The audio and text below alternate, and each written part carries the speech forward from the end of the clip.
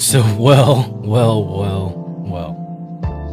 welcome to you to the world's famous billions watched here live on TikTok, eventually soon simultaneously somewhere else. But we're also available, my podcasts are also available on Apple Podcasts and Spotify. My name is Joe Lobo. I'm back. It's been a long time, I know, it's been a long time me doing this, but I tell you guys, it's been a busy week. It's been a busy month. So I don't know how long this is going to go. It's been a while. I think the last time I did a podcast? It was on the 15th. So give me a second. Let me invite some people who want to watch and listen. Maybe don't want to listen to my words of wisdom. Or they just want to pass by and say hi. Who knows? But we'll see this first. So anyway, welcome in everyone. If you can do me a favor, type your screen, repost, and reshare. My name is Joe Lobo.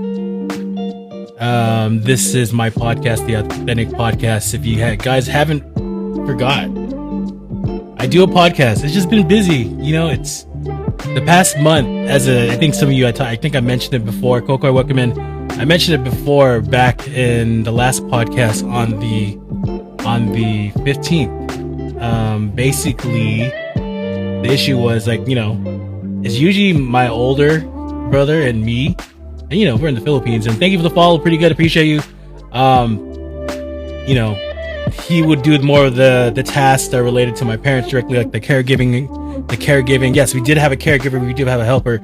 Like the more moments with my parents directly, and that would be the one individual like in the back doing administrative stuff. But we had some tasks to take care of. In the United States, where we had a 20 feet by 20 feet storage, as I mentioned before. And, the original plan of that was to basically move to the, do 50% United States and 50% in the Philippines. But, it's one of the things we learned, that basically once we actually moved here and realized, if we actually need to be here with my parents full time, and also to our endeavors, we're both entrepreneurs, and to ensure the sustainability of what we do here, we have to be 100%. So one of the things that was happening is obviously with our storage, it's a 20 foot by 20 foot storage, and for the amount of money that we were putting into it, into saving to it, is not saving, but per month that we were getting billed was $400 USD. So it was basically money that we could not use at all. Is pretty much to cover expenses for that. And now, if you think about it, because of the fact that we made the decision that we're not going to, we were not going to go live in the United States permanently. And obviously, for me, my long-term gig, and I've told many people here as I moved to the Philippines, even I've told my old friends, because I actually talked to one of them when we were clearing out the storage, and I was like, look, I'll be honest with you, I don't think I ever will move back to the United States. I mean, let's be honest, in the Philippines, there was a lot of things that I had to, welcome in, I had to get accustomed to, get used to, for example, because in the United States, everything is by convenience. What I mean by that is basically, if you need to get something from the store, you can just go down the street and within 5 minutes you're here. Here in the Philippines, not everything will be here, if you know what I mean. So you may have to make it work, essentially. So for me, living in Bohol, and we don't have, and even the people in the Philippines, right? If you didn't know, Bohol does not have a SM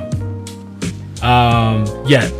We don't have a Robinsons yet. So we only have one entity, which is run by the Alturas company. So it's Alturas Malls. So basically, we're very limited in what we can get. So there's certain things I had to adjust to, the stuff I wear as in deodorant, the body wash, etc. Even razors and shaving cream. I had to get used to it. I mean, also too, for example, the pace of living here in the Philippines is much, much more slower. The way you all do things here in the Philippines, let's be honest here, it's a lot of paper. So given that, where, for example, I had to adjust to that, it wasn't, honestly, too, I'll be honest with you, it wasn't too bad. it was a lot of adjustments, but like I have to be honest with you, like I love what I have here, you know. And I think part of it too is because, like, you know, it's going back to my first passion of why we want here is for my parents. So once that happened, taking care of my parents, being fully involved in their health and wellness, I mean, it was very important for us to be here. And imagine too, like, you know, if I were to still live in the United States and I pushed my parents here, not push my parents here, but I had my parents move to the Philippines and no one was watching them, I can just think about like the amount of stuff that we're doing, especially this month. The amount of stuff that I had to do this month to make sure everything stayed afloat, because in the sense where, like, you know, like if I were to get sick, I still have to do stuff because my brother's in the United States. But like, given that, like if I were to give if we left our parents here in the Philippines, it would just be a little bit more difficult to them. Like the stuff that we do, like even though we have, like, you know, we have a caregiver taking care of them and we have a helper, obviously, because I mean, I am grateful that we have that opportunity to do that. But it's just like, you know, it would be difficult. But there's even stuff that, you know, even with that, with the help and the caregiving that we do have, like just the emotional contact and making sure they're doing well. Like imagine doing that 6,000 miles away and just like being heartbroken if something were to happen because you're not directly there. So this is why one of the things where, like, you know, I am grateful that I'm here in the Philippines, but also too, I've grown to appreciate what's here. And like, you know, and it's funny too, because I remember in the beginning, like where even my cousins, when I first got here, they were mentioning like, well, people are leaving the Philippines and you guys are coming here. Why? And I think obviously too, yes, you know, the currency rate between USD and, for example, like, you know, Philippine pesos is really, it's more advantageous for people coming from another country coming in here. So it's a little bit easier for us to do stuff. And also too, not to mention, like, even if we were to decide to do stuff like, you know, for more entrepreneurialistic stuff, it's probably much easier to do here versus like over the United States. Like even like, you know, like, while it's very, like, be honest, like, it's why it's very comfortable living in the United States. Yes, all the access to all the things you have, state-of-the-art equipment, blah, blah, blah, blah. The cost of living is a lot. Like, I'll be honest with you, like, living in California, we came from California, and like that cost of living, and if you didn't know, the folks here in the Philippines, right? Maybe the people are listening to me also in the United States. Like, for example, if you didn't know, the cost of living in California, where I was from, you at least had to make, I think now it's about $250,000 USD.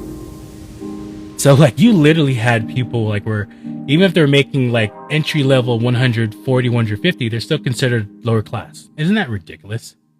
So like, before I do that, I have a flash goal. 3 gifters, send me a heart me in the next 15 minutes. I appreciate you do. But yeah, don't you find that ridiculous? Like, even homes in the United States, I think average in where I was from, it's around 750,000 and up. Up is like usually like the $1 million ones, where basically like they're the newer houses, but they're freaking expensive. So like, you know, yes, with it, it's each his own. Like, you know, for example, if you have the high paying job, thus comes a high paying wage, high cost of living. But like, when I look back to, you know, for example, moving to the Philippines and living here and realizing, wow, granted, yes, we're still trying to figure this all out. And it is scary as shit. I'll be honest with you. It is scary as shit as an entrepreneur to figure out what your next move is when there's a lot of unknowns. Like, even with this journey here as a podcaster, right? And I always have this firm belief that this is going to be something big, but it is scary too. Where it's just like, okay, where is this going to end up being? How far we can do? Are we actually going to get somewhere? I mean, those are things you have to literally think of. But like, for me, it's just like, I just keep on going. Even though, like, honestly, even though, yes, I had a lot of breaks within this whole month, granted, understand that it was only me here. Like, there's like things I realized even I had to take sacrifices and whatnot. But like, for the most part, like, you know, you just have to push through. So giving back to like what I was talking about, for example, like, the decision I made to move here to the Philippines. Yes, not only for my parents, but also looking for what can be potentially, you know, viable for us or sustainable for us, it's so much better here in the Philippines. And it's just like, I love our Filipino people. I'll tell you that. I am a proud Filipino, even though I'm Philam, even though, okay, ako magsulti sa Bisaya. Even though most of my audience here is in Tagalog, it's perfectly fine. The good thing is I have this stuff behind me where you can just eye bleed yourself out because I'm translating this in Tagalog. So, it works out. But like, I think after, after adjustments, yes, it is harder for an individual coming from like the United States, for example, and moving to the Philippines. Yes, there's adjustments. You have to get adjusted to the weather. Of course, you have to get adjusted to the water. Like, weather and water took me a year. So if you know what I mean, for example, where you go to the CR a lot because of drinking bad water. Our bodies from the United States aren't really adjusted to it, so you gotta get adjusted to it. Like, I'm happy to say now I can drink filtered water from a refilling station, so I'm perfectly fine. I can do the ice drinks. But I remember like within the first year we lived in the Philippines back in 2024, like literally, you were like your pins and needles of what you drank. And I remember one point where just had to be you had to be very alert what you drank. Like most of the times we even drink ice cold drinks, or you had drinks without ice because of the fear. Obviously you don't, you drink something bad, then you're gonna have a bad 3-4 days. And I've already had, I remember those experiences even like living here. Like, it was bad. Like even the things I can do now, where like, for example, drinking service water. So if you folks don't know what service water is, and most of my audience here, you are all from the Philippines, service water is usually the filtered water in the bottle. I remember back when, like, within the first year we were living in the Philippines, I thought I was confident enough to drink the water. I drank the service water. I was literally out for a week. And, it was a lot of, without being descriptive, a lot of CR work, if you know what I mean. So essentially, it took a lot of adjustments. And I was asking my doctor too, like within the first year, and I was like, hey, how can I make my immunity to water easier? Can I just drink a full gallon of the filtered water? And he looks at me with his scowl, not a scowl, but he was like a concerned look at his face. And then he had the that laugh where you kind of would upset, but you're anxious. Because I think he was probably thinking, okay, if he does this, then I have to deal with it. But like, I remember he was doing that weird laugh. Oh my God, you're stupid! Don't do it. And it's just like, I remember that. But yeah, over that, besides that, right? For a year after you get over, like, for example, the water issue, the adjustment to even food, like street food, for example. I remember getting food sick, like, stomach flu, or getting, food poisoned by, like, for example, like street food, or even I'll be honest, for McDonald's. I remember eating a fish fillet, and the tartar sauce probably had water in it, and then basically immediately within a day or so, food poison. Till now, I should be okay. I don't have those things as I had before, so like it's perfectly fine now. But yeah. After those adjustments, it was perfectly fine. And then because of that, even learning the process, like, it's wild, like getting adjusted to like buying stuff here, like, big stuff. If you had to buy a car, or if you have to purchase a house, the process it takes. Like in the United States, it's basically, okay, are you approved to buy it? Can you afford it? Okay, cool. Here's a contract. Here's your, it's like amortization. Okay, here's what you expect to pay per month, blah, blah, blah, based on your credit. United States has a credit system. So it'll determine essentially, like, okay, what are you basically going to be able to afford? And can you afford this? And if you can't afford this, here's what your annual percentage rate is, your taxes, how much per the tax rate of, like, how much you're going to pay on top of, what you agreed to. Here in the Philippines, that's not existent. So, like, and even too, it's wild. I remember the first experience, like, even with a house or even buying a car. how it's wild that you have to put, if you have an interest in a car, you have to put a reserve in. We don't have that shit in the United States. You just go to a lot. If you're interested in the car, you guys talk about the financials. If everything works out, then it's your car. And that was like, that was one of the experiences where like, wow, you actually have to, for example, put a reserve down. Meaning like if you're gonna buy a, let's say a $2.5 million car, you have to put a 10,000 peso reserve to buy it. So even though the 10,000 pesos is not a lot in USD, that's what, like 170-ish dollars. It's just like the sake for that. Even for a house, I think a house or even purchasing property, like you have to put like a $30,000 peso reserve. Like even for that, I mean, in general, fucking reserve in general, it's weird. Like we don't have the United States, but that stuff you have to get adjusted to. Even in purchasing real estate is even harder here. Like thank goodness we went through all the stuff where we ran to when we were searching for property investments, like the amount of things you have to be aware of. Like in the United States, you don't really have to do that because there's a middleman doing all that stuff. Your realtor's probably doing that stuff, or they're guiding you to what you need to be doing. In the Philippines, you need to make sure you have at least a surveyor in touch, a lawyer. What else do we have? A structural engineer.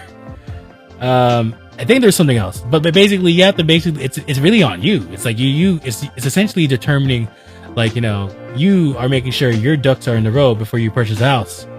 Like United States is less easier. It's more paper. There's even the paperwork is so streamlined. Like I remember the amount of paperwork we had to do for purchasing our properties here is just like, oh, it's wild. Like, okay, I didn't know for the Philippines, the amount of paperwork and copies you have to sign, and like for example, if you had a 50-page contract to write, and you had to fill out in signature your name in every single page, and not to mention you have to do it 5 times. That's wild.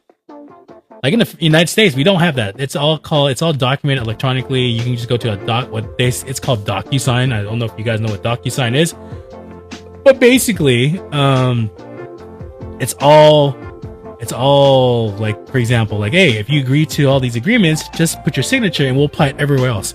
Here, they want everything handwritten. So yeah, it's stuff we had to get like that. I mean, the reserve, all that, it's just like a lot of things we had to get used to here. But I mean, after that, once you get over that stuff, it's like, it's probably one of in my opinion, it's probably one of the best opportunities to live. If you have an opportunity to live in a paradise, yes, you have to deal with typhoons and you have to deal with earthquakes and amount of other shit. But like, you know what? For the most part, in my point of life, and just seeing, like, for example, what exactly do I want to experience with also to my passion and making sure my parents go home, I would rather be in the Philippines. I kid you not. I'd rather be in the Philippines. One, I feel like even this, I always had conversations. I had conversations with this with with friends who are nurses. When I actually told my parents, when we first did this back in before we left to the Philippines, one of my friends, or it was a mutual friend to my cousin, she was asking me, so why are you guys moving to the Philippines? I was like, because my parents, I think they'll be better off in the Philippines. And she, as a nurse, was like, are you sure about that? And then just like stuff like that, where like, I'm not going to say it's the narrowness, but it's just because of the comfortability that's in the United States. Given that individual was a nurse, and they probably saw, okay, well, you're giving this up, and we have, the best stuff ever in the United States, this and this and that. And, it's also subjective information as well, because of the fact that, Kim, welcome in. How are you doing? Granted, Philippines is not...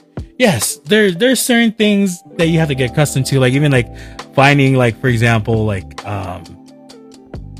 prescriptions can be a challenge. Also too, like the finding the right doctors or even getting appointments. Everything in the med that's related to medical in the Philippines is a little bit different. But I think for the most part, when it comes down to actual human beings caring about you, that's the biggest difference. I'll be honest with you. Like for example, the care that we, or even my parents, for example, receive, where if you compare it to the experiences I saw in the United States, and I'll tell this, like, I'll tell you one example. Like, I don't know if I mentioned to you, I probably have, but but there was this one time where, like, my mom had an appendectomy, right?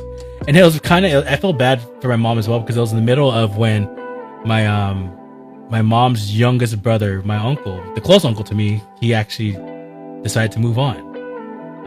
But within the novena, my mom had appendectomy. So basically, long story short, she went to the operation. The surgeon, the one who did the operation, it was a non-Filipino white guy. He comes and says, "Oh, the surgery was a success." And then, my mom here. So I'll give you an example. My mom's on an oxygen tank and she's breathing through oxygen. And she's listening to us with oxygen in her face. Fucking in her face, right? And the doctor's like, "Hey, the surgery went well. Your mom can go home in a couple hours." And it's like 11 o'clock. And I'm just like, looked at my mom. It's like, you think my mom's ready? Like, she's still on the oxygen tank. She's barely not even breathing by herself. And then this surgeon must have said to me, "We did everything we can." With a stern face. And I'm like, fucking excuse me? Like, and then and the good thing I'm blessed that, in a situation where the home doctor, for example, the home doctor was Filipino. So he understands the dynamic of Filipinos. If you don't know, obviously you all here in the Philippines understand the dynamic I'm talking about. It's the family thing, right? Everyone's a family. Like, they understand. So like, when we were talking to the surgeon, I was telling the surgeon, "Are you serious? Like, she don't look ready." And then the doctor said this, the surgeon just said his stuff, he said his shit, and then the home doctor was taking for mom. He was Filipino. He's like, "No, she's not ready yet. Look at her. She's still, let's give her observations for like a couple more days." And yes, she stayed a couple more days. And it's funny too. She had fevers, fevers for observation. So like, given the situation where if we did decide to listen to the fucking surgeon, and said she's ready to go home, and she's still on a ventilator, or not ventilator, she was in an oxygen tank, like, it'll probably be way worse. You know what I'm saying? Now, why am I saying that? And let me preface United States. If you didn't know, like, if you haven't heard, yes, high technology for the medical field, best solutions available. Yes, absolutely. I will agree. There, like, if you have some condition or ailments and blah blah blah, and you have a resource to go to, for example, go to the United States and get it done. If you have the resource to do it, probably the best idea. However, if you're looking for someone who's actually going to give a shit about you or care about you, more than likely it's going to be in the Philippines. I'll be honest with you. Like, I remember our doctor, when he started taking care of me, my brother, and my parents, they're asking questions of my parents. Like, for example, even like how their diabetes was taken care of, right? He was asking questions, pointing questions like, "Wait, your doctor told you to do this in the United States?" And then my parents tell my doctor now, just like, "Yes, this is what they told us." And he's like, "Wow, really?" I was like, "They really told you this is what it's supposed to be?" Like, and then this is what I was trying. I broke it to my cousin, my doctor, and I was telling him that, like, yeah, they're very impersonal. They're just like, they'll take you as a number, go in and out. They don't give a shit about you. And then they're like, him as a doctor, my doctor, he was like, "I can't believe these people, for example, they have all this technology and they don't give a shit about you. Is this right?" And I was like, "Yes, it's true. They changed the number." And this is kind of partially why, like, I'll be honest, like, I hated doctors and going to doctors in the United States, because it's also part of that, like, where, you be treated like a number. They don't know who you really are. Even if you call for an ailment, it's just like, "Okay, you're going to do XYZ, do this, take all these, and then I'll see you next week." And it's like, even if you come back next week, they don't even know who the fuck you are. And then they just treat you as a number. I didn't like that shit. So, like, okay, so going back to the Philippines, in a sense, where it's just like, it's more personal. They actually give a shit. They actually are worried about you. They keep tabs on you. Like, and this is why I appreciate the doctor we have here, because, like, while he is a passive aggressive, yes, he will say his concerns if you ain't doing the shit you're supposed to be doing. And it's the same thing. It's just like, my doctor always says, like, because my mom is like, for example, I'll give you, this is one reason is, like, my mom sometimes was just like, "Oh, it's okay, we'll wait tomorrow. No, let's go wait." She's like, if it seems as if it's like a priority you should do now, she's like, oh, let's wait tomorrow. And I always have to leave. Okay, well, let me go call your doctor and see what the doctor says. And then it's funny because like my doctor will talk to my mom. She's like, after that call's over, she's like, yeah, okay, we'll do it tomorrow. So this is where I'm saying, like, the actual relationship between your doctor and your doctor and yourself. It's more personal here. I mean, also too, I always would question, for example, yes, you know, doctors here in the Philippines get paid pretty well, but in the same thing, like in the United States, like just given the amount of, you know, what people in the healthcare industry get paid, like literally, like you can get paid a lot. I have a lot of friends who are nurses. I have some friends who are doctors, and they make this much. They make a lot of money where you can do pretty much anything you want to do. You can have all the designer bags you want. You can have all the nice cars you can live in a big, huge fucking house. And then, but sometimes I see it as like, okay, like there's people, and I ask the question, like I have, even some of those nurses, there's friends as I have in the United States where it's just like, yeah, I'm just doing this for the money. And this is the same thing too. It's just like, okay, I'm just doing this for the money. And then and then like you look at like how I even saw this too, like when nurses were coming around, taking care of my mom when she was in the hospital, even my dad was in the hospital, like you can see like their intentions or what they are. It was very impersonable.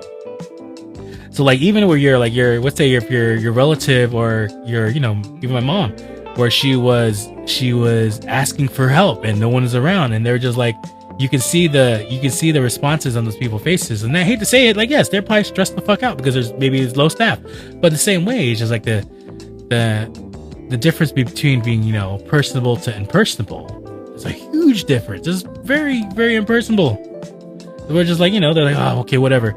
And then I kid you not, like I make the mention about, like, you know, for example, people are saying, you know, do it for the love of what it is. Like, for example, becoming a nurse, becoming a doctor because you're helping someone, or you're just becoming a nurse or doctor because of the money. I kid you not. I had a friend a long time ago where she was just saying, like, I don't like this fucking job. And yes, I know I get paid a lot, but I don't love it. I hate it. I don't know why the fuck I do this. And then I asked her, like, why are you doing this anyway? And then you should do something else. And it's a thing too. This is a challenge. What happens, right? Where like you get in a position where when you start making a lot of money, it is kind of challenging to get out of it. So maybe that's a perspective for her. And this is why I'm saying this, because like, you know, I remember having a conversation and telling her, it's like, yeah, you should. Why don't you think of doing something else? If you don't like the job, why do something that you don't want to do? And it's just, yeah, you're right. I agree with you. But you know what's funny? She ended up getting her master's. Master's of nursing. She had a BSN, and then she became she got her master's of nursing, so she became a nurse prac. So, you know, having and it's, you know, it's having money in your face. It's really hard. I agree. It's really hard to, you know, to get away from it. And this is why I'm saying, where like, you know, the actual individuals who are like getting into the industry because of the fact that like, I actually want to make a fucking difference in people's lives, versus I heard through my mom, my dad, my friends, my cousins, whatever, that I can make a lot of fucking money, even though I have to do this shit. Like, is that like, you know, and that's stuff I had to learn too in my corp life, right? Like where I remember having the mentality where just like, I'm just going to work to fucking work. And then realizing towards the end of it, where it's like, this is not what I want to do. Like it took me in 2020, when you all know what happened in 2020, where I came to realize I don't want to do this shit anymore. And then like, you know, being an individual, like I tell everyone, it's just like, as a person, individual who believes in the law of attraction, there are reasons, like, you know, your stuff will pivot because you choose to pivot. Like I remember when I was going through like the lowest of my lows of work, where I hated my job and I, you know, being voluntold to put in something, and I told myself like, yes, look, I don't give a shit if I get fired. If I get laid off, I get laid off. I get laid off in 2021. And that started a journey here where basically I became the caregiver for my parents for 3 years. One of the most challenging things. I'll be honest with you, if you haven't, or maybe you do, maybe here in the Philippines, you are taking care of your parents, you know? And yes, I am blessed that we have opportunities to get people who can help us do it. So I cannot imagine like folks and individuals who are like, they're doing it by themselves. I have met someone here on TikTok where, for example, they're really doing it by themselves. And it's so much of a challenge of what they have to do on the shoulders that they bear. And just like, yeah, mine is a minuscule piece, but like, like you learn a lot through being a caregiver. Like how, like even this month, like, I've told you all where like, I told you all just this is gonna be a busy month and I had to take sacrifices. So like, granted, yes, at some point I was doing podcasts twice a week. I was doing more content more frequently throughout the week. That's it's kind of impossible to do. So because I have to make sure that, for example, I wake up a certain amount of time in the morning because I got to make sure my parents are awake, make sure they're set to go. And there's certain things that my parents want to do. I'm the one that drives the car. My parents don't drive a car. My dad doesn't drive a car. So I'm the one that drives the car. So if anything is needed in relation to their appointments, blah, blah, blah, blah, I have to do that. So this is the reason why, like, you have to take sacrifices. And, shouts out to like one of my good friends I met here, Mommy Shar. She actually, she was pulling cards for me. And what I mean by cards, tarot cards. She's remarkable at it. Every single, and I told this recently, every single card she talked about this month, me going through hard decisions on, for example, moving forward with something I love, but have to take care of responsibility, having the strength to just persevere, be as resilient as fuck in the situations you have to deal with, being able to be flexible with stuff and having, trying to keep a cool head through all of it. Even though, and I told you guys the stories about like, my parents thinking of the difference between, for example, my older and how he takes care of my older parents and how I take care of my parents. Yes, I'm more blunt. I'm straight to the point. My brother will more likely will fluff. I mean, you don't know what I mean by fluffing. It's just like, for example, like he babies them. Like I respect, obviously, yes, I'm the youngest. I'm the son.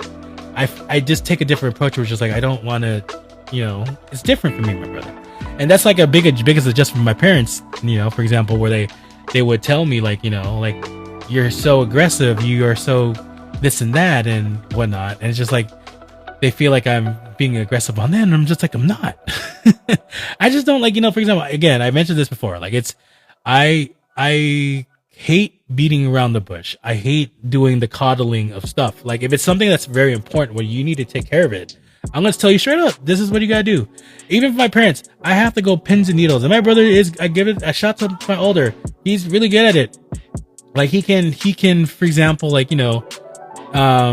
coddle them. He can sleep with them. Like, I remember when he first left the United, like, for example, before he left the United States, he was telling me, oh, by the way, you're going to be sleeping with them every day, every night. I probably just slept with them once. And I think it's because like, and I asked my parents and then also too is make mention as well is like, my brother was saying, oh, you gotta sleep with your parents every night. And like making sure like my mom has to go to the bathroom and this and this and that. I only have done it once.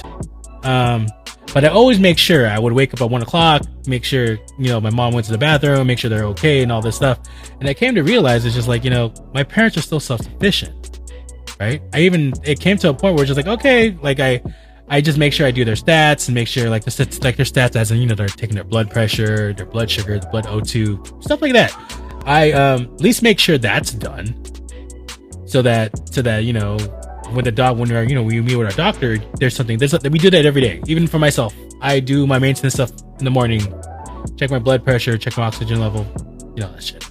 But I mean, like, that's one of the things I do for my parents. But like, it came to realization my parents are still able-bodied. So it's just like, especially my dad, who's helped my mom, like he can do it himself.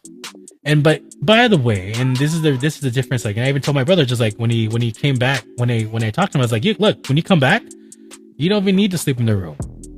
You have your own room upstairs. And I remember one of the things my brother would talk about was just like, oh, I feel like a floater. Like I'm doing all this, blah, blah, blah, won't. And then like, what I realized is like, yes, my parents are still able-bodied. They can take care of stuff. They can go to the bathroom. My dad can do it. And my mom can wake up and go to the bathroom and all this stuff. And I tell my brother, it's just like, look, you don't need to sleep with them. You have your own room. You should be doing that. But I think, and I have to explain his dynamic before like you make judgment calls on me again. Now, for example, as I overview and see how my parents have been here for the whole month and it's been working fine, like, yeah, I stayed in my room. I would leave my door open if they call me, if they need help. I'm very attentive to that. But like, I don't have to be in their room, like sleeping with them. I don't. And this is why I told my brother. Now, here's the reasoning for my brother. Mind you, I told you in 2021, I was a caregiver for 3 years.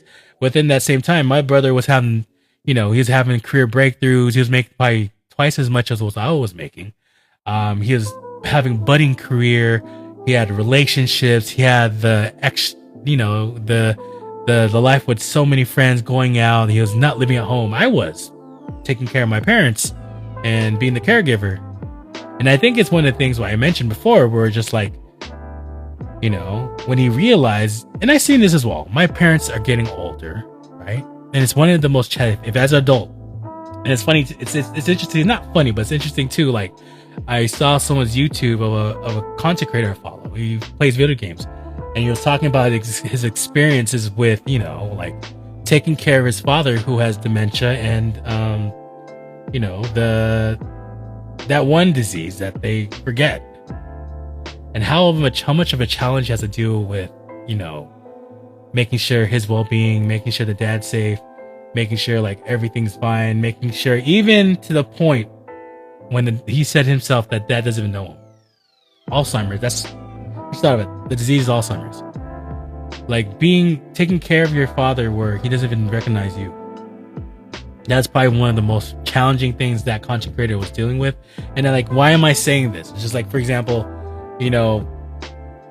I can sense how challenging that is, because I was being a caregiver for my parents in the United States. And this is when, at the same time, I was unemployed. I was looking for a job. I was, as an income, lowest of my lows. So, like, I had my own anxiety and shit to deal with. But just like, I had to make sure that I took care of my parents. So I did. I completed. Got us here. Now, switching to my brother, who had the highest of his highs, has a group of friends, the friends that, support him as an LGBTIQ individual he is. They are.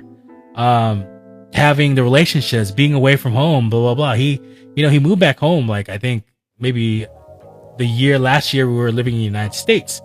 And then, he didn't see all the shit I saw until, we moved to the Philippines.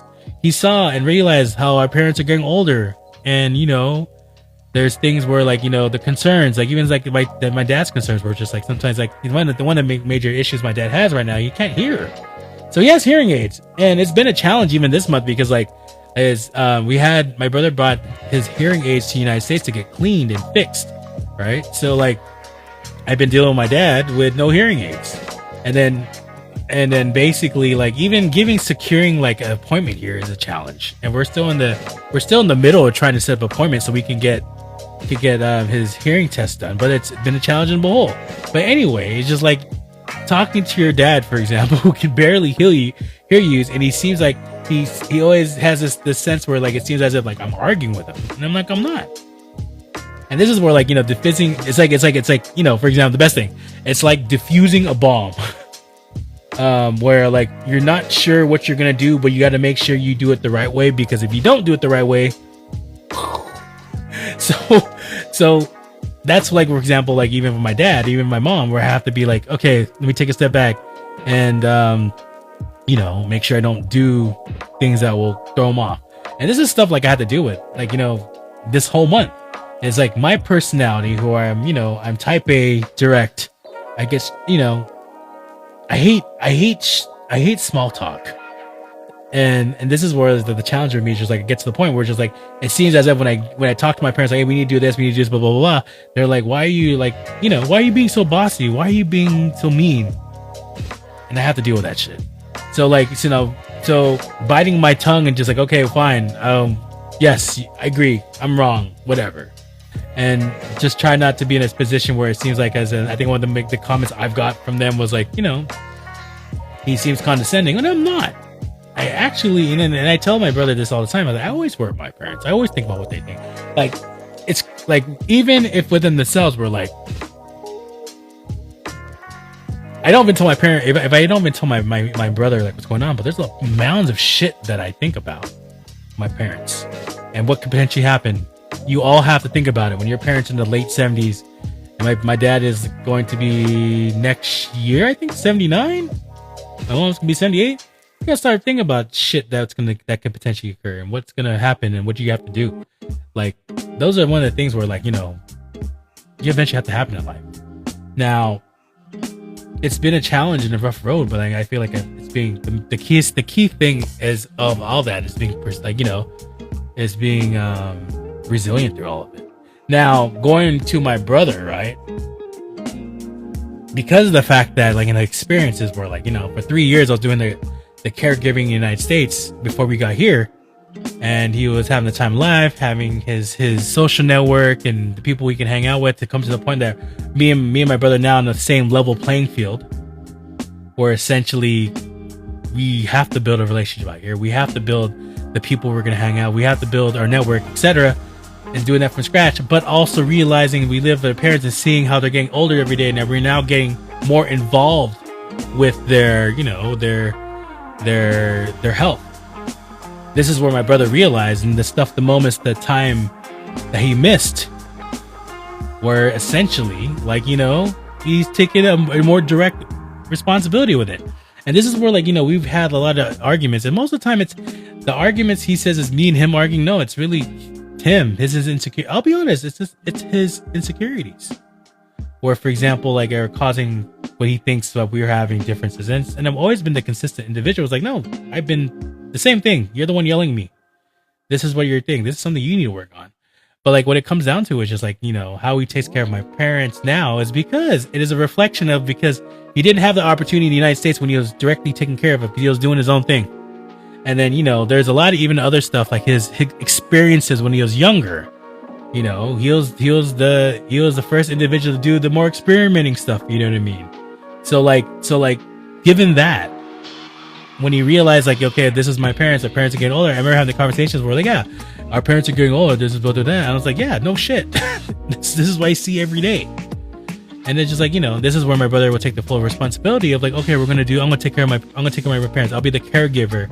And I told my brother, are you sure you want to do that? That's a lot of stress. He's like, no, I gotta do it for my mental health. And I see him get stressed out every day, and I'm just like, I try to tell you, you know, like, it is difficult as fuck to caregive for your parents. And this is why I've always been in the beginning, which is like, we need to find someone who can support us, be a caregiver. One of our cousins fucking told us, we're just like, yes, at some point, yes, you can be a caregiver of your parents, but at some point you have to do something for your life, like make your own life, right? And that's something for me where just like, yeah, I did that, where I started this journey that we're doing right now, where amid all the other entrepreneur stuff we're doing, the stuff that's connected to my brother, this journey I'm on is being a podcaster, being a content creator, where I really, really honestly feel this is going to be big. And I'll explain what's going to happen. I think I explained something before, but I'll explain in a bit what is this going to lead to. But, like, you know, like, you got to make something out of yourself. And it's just like, you know, like, my parents are self-sufficient. They can still do certain things in a sense. Or just like, yes, and we have the resources to help us. Like, you don't directly need to be involved with, you know, like, for example, the thing I mentioned about, like, you know, where my brother's sleeping with my parents in my parents' room. He has a bed upstairs with me, but he doesn't sleep there. He sleeps downstairs with my mom and dad. And then that's like that. Given that situation, that brings you a load of stress. And even the situation where I was like, fine, he decided, he made the choice. Everyone makes the decision and choice of what they do. It's all choice at the end of the day. He decided to take the full gamut, all the big responsibilities. When I was helping stuff, the administration, even the administrative stuff in the background. I said, fine, go in and do it, because you want to do it. You choose to do it. And here goes. He gets stressed out, blah, blah, blah. I'll be honest, I knew this was going to happen. Sometimes people and individuals, like, I realize where you can see premonitions of what's going to happen. Like, they don't realize it until they realize it. I don't know. And this is where, like, you know, for example, like, I hope he realizes that, you know, we have the support here, and you have to be a little bit back away because we have the help. Even our last caregiver, my niece, she even mentioned to me, we're just like, yeah, let me do my job. Let me do my job. You hired me to do this, back off. And so if you didn't know, that leads you to like what kind of management style my brother has. Is he's kind of micromanagement. And it's just like, and this is why I tell my brother, it's just like, dude, we're fucking hiring him. Like, we hired him to do something. Let's let them fucking do the job. It's like, even our current caregiver, like, yes, as much as like, again, I respect the people we hire, but the same way, I don't care if they like me or not, but I'm your employer, right? So leaving my caregiver, like, yes, I always have reminders of like, oh, make sure you do this, but I let her do it. It's her. You have to take ownership. This is you. I can help you with like, for example, like getting the meds, getting all the stuff, getting the resources, whatever you need to do your job, but you take ownership because you're the caregiver. So like, for example, my older, even when we had the last caregiver, like he was still directly involved in shit. And I'm just like, holy shit, like, dude, this is why he's trusting out lately. Let her do her own shit. This is what we pay her for. And he's just like, oh no, I want to make sure, blah, blah, blah. And this is where like, again, people handle shit differently. And for me, like I would rather like just delegate. And if we're going to have someone who's actually doing the work for you, you're getting paid to do it, then go ahead, do your job. But I'm still going to be observing my parents. Of course, be observing my parents. Always, like, I always come down in the morning and I just make sure they're good. I check many times a day to see how they're doing. Like, even it concerns me sometimes. We're just like, okay, you have been sleeping a lot today. So that's why I ask the caregivers, everything all good? Where's my dad? How is he doing? Blah, blah, blah. That's, yes. But I don't have to be directly involved. I don't have to sleep in their room. And this is where I got to tell my brother, like, you don't have to do that shit. Like, you yourself are worrying about, like, like, you're worried about, like, oh, it's affecting your mental health that you're doing all this stuff, or affecting this and that. And I'm just like, it's because of you. You made the choice. You made the choice to do all this shit. And at the end of the day, like, this kind of ties back into, like, for example, like law of attraction, manifestation, like the energy you put out, as in, like, even if it's like, it's good things or bad things, like you're either pissed the fuck off, or you're irritated, or you're sad, or you're happy, or ecstatic, or you're manifesting manifesting and what in your mind is correct. Please believe the answer is always yes for the people you believe in, whether it's God, universe, Buddha, whatever you believe in. Like, maybe, the layer that I believe in, which is like, even if you're happy, you're sad, or irritated, you're pissed off, or you're manifesting and believing so much that this is going to happen, watch me, the answer is always going to be the same. They say yes. So by default, like, when I go talk to my brother stuff, where it's just like, yes, he's manifesting all this stuff where it says, yes, you're making it hard. Yes, we'll make it hard for you. Yes, we'll make you stress out. Yes, we'll make you do this.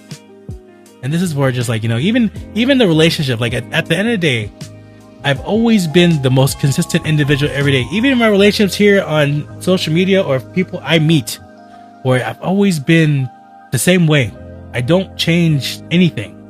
And it's been a situation for me where, like, I tell this all the time, like, sometimes, yes, I agree. I have a huge aura.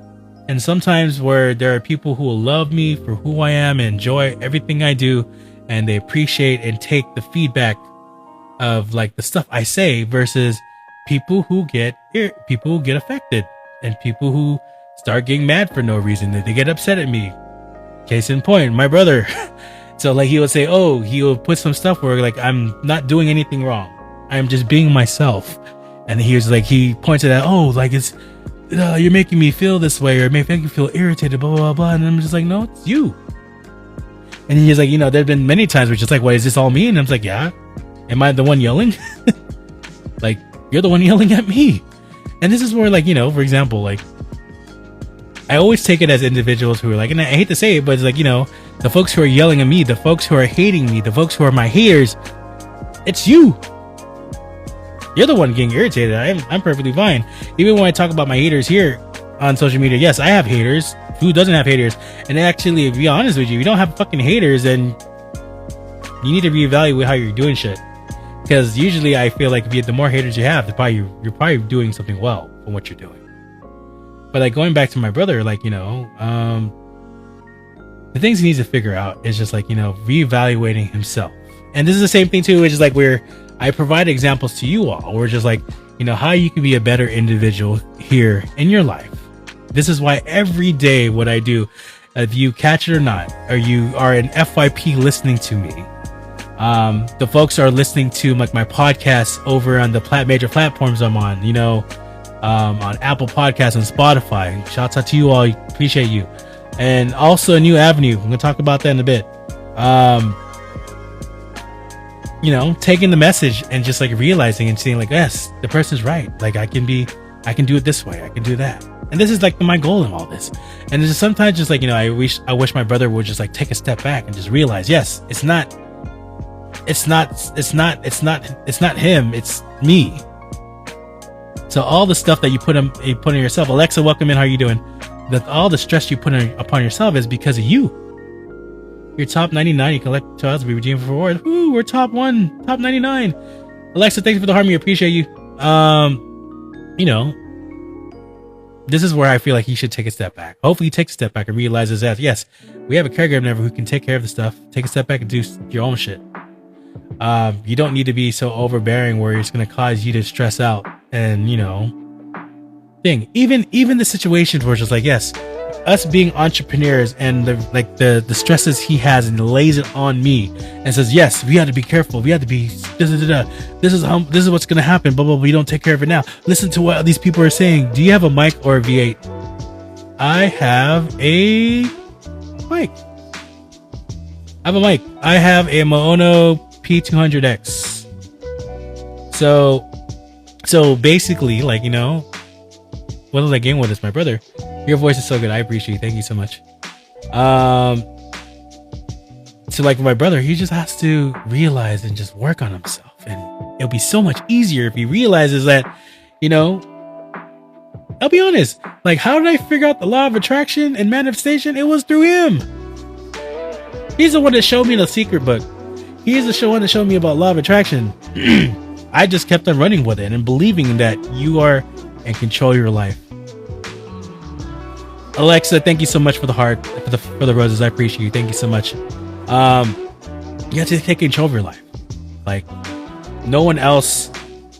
Thank you so much for the Festa Pops. I appreciate you. Like, you take control of your life. Nothing else controls you.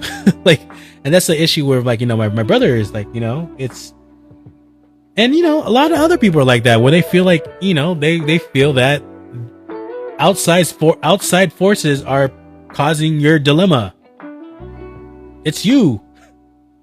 I hate to say it, everybody. It's you. You are causing the stress on your mind. You are causing the dilemmas to happen. If you were to just take a step back and just take a deep breath once in a fucking while and realize it's not that fucking bad, then you'll be okay. And this is where, like, the challenges that we have, me and my brother, like, even like our views and activities, like for example, because I'm a person who practices like the law of attraction, for example, I practice the law of attraction, I practice manifestation. I try not to think in the state of lack, if you know what I mean. So I don't go in I don't put myself in a position where like, for example, I don't have this, because you know what the universe is gonna do? Yes, you don't have any of this shit. So what do you think is gonna happen if you say I don't have shit? Okay, then you get more of I don't have shit. So like, it's a challenging where, like, because of the stuff my brother feels as controlling his thought, and this applies to everyone else, where it's just like you feel like your outside sources of what people are saying to you, or for example, the views of people, the things you see on social media, blah blah blah blah, the stories you hear of what's potentially happening in the world and why you should be fucking scared of your life. It's a challenge sometimes. We're just like, having a conversation with my brother, we're just like, I'm the person who's thinking about abundance and making sure, like, and just trying to essentially, to just release myself and let it go and just believe that, there's a solution for everything. Even it's probably the solutions that you don't even think about, but there's a solution for everything, to be honest with you. And it's just like, okay, like, versus like hearing a conversation where they're instilling so much fear in their life to say, oh my God, if we don't do this, we're going to be we're gonna do this, we're gonna fuck shit up, blah blah blah. Oh my god, I can't believe this person says something, so we gotta do something this way. It's just like, fuck, like, how do you live like that? And I'll be honest, yes, back in 2008, I was that same individual who thought that outside forces controlled me and I had to act a certain way, so I know where that shit came. And there's probably people like you who do the same shit, where just like, you think this person is causing you to cause the drama, or you think that because of this certain event you can't do shit. But what I'm saying to you is, no, you are making the choice to say you can't do shit. You're the person that's closing the door to many opportunities because you're saying there's no opportunities. So this is where, like, for example, like, as much as, and I hate to say it, right, like, I'm always going to be an individual, and I'm very steadfast with it, where it's just like, I'm not going to change my views of who I am, what I choose to be, and like what I'm going to pursue. So that's not what manifestation law of attraction is about. You're going to go for what the fuck you're going to go through, and regardless of who the fuck says whatever to you, you say, okay, to each his own. Agree to disagree, that's you. You don't have to love my shit, so whatever. And this is where, like, for example, when I try to do this to my brother, like, oh, here's how, like, even like when I'm stressed out, well, this is what I do, I meditate, blah blah blah. Even for podcasts, like, even for podcasts, like, he's trying to do something with his friends here in the Philippines, and he has his own podcast, or he's trying to build a podcast. He's gone so far to the point where, he has his merchandise already. But the thing is, he's only uploaded one episode. He has another episode that's in the works. I don't know. Like for me, I'll be honest with you. Like, I'm probably over 40 episodes now into my podcast. And it's just like, Tita Hugatera, how are you doing, Tita? How are you? Thank you for coming in. Appreciate you coming by your attendance. But like, yeah, like, fucking shit, I'm 40 into it, and I'm trying to give you examples, like, okay, why don't you just go live and figure it out? Like, fucking just go live and just talk. And this is like people always ask me, like, what is the best advice you can give for a podcaster? And I was just like, just fucking talk. Act as if you need to talk. Like, for example, for me, right, like, there's been multitude of times where fucking, like, I'm here, and the fear is, like, no one's looking at me, no one's watching me. What the fuck do I do? And then it's just like, you can't think in that mode. And there's been plenty of times I tell people, like, even if you see that number, like, I'm pointing at, obviously Apple Podcasts, you can't see this, but Spotify and to be TBD, I'll promise I'll get to it. There's a number up top right that tells you how many people are actively watching you right now. Like, there's been plenty of times when it's been 0. But what the fuck are you gonna do? And this is where, like, no shade to anyone else here on TikTok. Maybe it's because by design TikTok is like that, where, like, it's fine to just wait for people to talk to you, and you just stare at the screen. That's perfectly fine. If that's what your gig is, then sure. But for me, like, as a podcaster who's talking to you, right, I can't just pause and wait, because you're just losing air. Because that's another thing, as I've learned here on TikTok, when I'm doing these live on TikTok, even though there's people that are not in your channel listening to you, they're outside FYP listening to you. So, like, fuck, like, what am I supposed to do? Am I just gonna not talk? Of course, keep on talking. Now, going back to my brother, right? It's just like, like, giving him the advice, and this is the same thing as my mom. Give him my advice of, like, what you should be doing. This is what you should do. If 2 + 2 is 4, then 1 + 3 should be 4. And they always go to me like, no, you're wrong. No, it's not right. No. And then it's the shit, like, where it's interesting, where it's just like, when they hear it from someone else, it's like, yes, 2 + 2 is 4, but 1 + 3 is 4. They're like, yes, you're right. Just like, and then they come to me, it's like, yeah, 2 + 2 is 4 and 1 + 3 is 4. And I'm just like, yes, I told you that shit already. I don't say that to my mom. I don't curse at my mom, but I just, like, it's like, yeah, I told this before. And it's just like, fuck, you need validation from someone else except me, who's telling you the answer. So, like, going to podcasting, yes, just go podcast. Just turn on your camera and talk. You don't have to be so strict where you have to have content every day, because if you have content every day, or, for example, have structure, oh, here's the topic to talk about, like, what the fuck happens when, like, something hits the fan. What happens? Like, and this happened plenty of times here on when I've been live with you all. And I don't know if I posted. I think I probably edited those stuff out. But just like, yeah, there's been plenty of times when I go live and guess what happens? The power goes out. And am I still singing or talking? Yeah. Until I can't. That's the difference. Until I can't, then I guess, by nature's saying, the universe is saying, okay, time, you got to stop talking because there's no how to do anything. But I think for the most part, just like, being fucking consistent is the key to all of it. And just like, and this is like, we're going to my brother again. We're just like, I'm giving you advice on how to do shit. I'm giving you advice of what works because I'm already fucking doing it. And it's just like, oh, we don't want to do that. And blah, blah, blah. And then like, that's what happens. And it's the same shit. Like, it's a kind of the theory of like, okay, like even if you have like, my brother has a podcast. I hope he does well. He wants to go the other route, which we're already on. I need to start talking about that, but we will. But and the thing, the challenge is he's doing a podcast with his friends, but guess who's doing all the fucking work?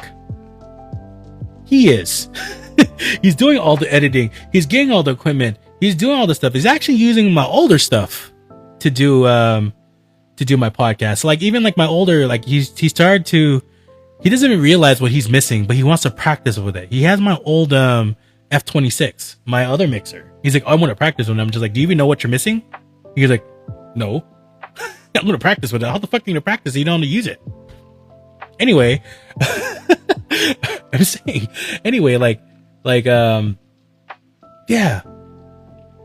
It's like, like even editing, like if you make it so fucking difficult where it's just like, oh God, it takes you 5 hours or 10 hours to make one edit to make a post versus like literally my podcast, when I move it from, we do this live on TikTok and somewhere else. It's a matter of the most I'm probably working on it 3 hours, and that's from start to finish. Minor edits in CapCut and then upload, and the most of the time is just doing the export from CapCut when you finish the edit, and then a small amount of time that it's going to be right now, the way we're doing it right now, small amount of time to put in, upload it back in Spotify, and then when it's happening, you have to refresh the one that goes to Apple Podcasts. Will probably all change because of the shit I'm doing, but yeah, it's only 3-4 hours. And then even the stuff I'm planning to do now, let me just close the loop with my brother. We're just like, dude, like sometimes my brother does some, it blows my mind. We're just like, you want to do shit so fucking difficult, don't. And I talked this plenty, but you sound like Joshua Rosa, the podcaster. Oh, thanks, man. Joshua Rosa, I don't know who that is. Yeah, and it's funny, just to mention that, right? Like, people say I have this a great voice, and I agree. I do have a great voice. And I think like just like the equipment, the investments you do is gonna make you even sound better. But it comes down to fucking confidence. So all it comes down to is how the fuck the very confident you can be to talk and just get someone to understand, yeah, this guy has the passion, the heart to do shit.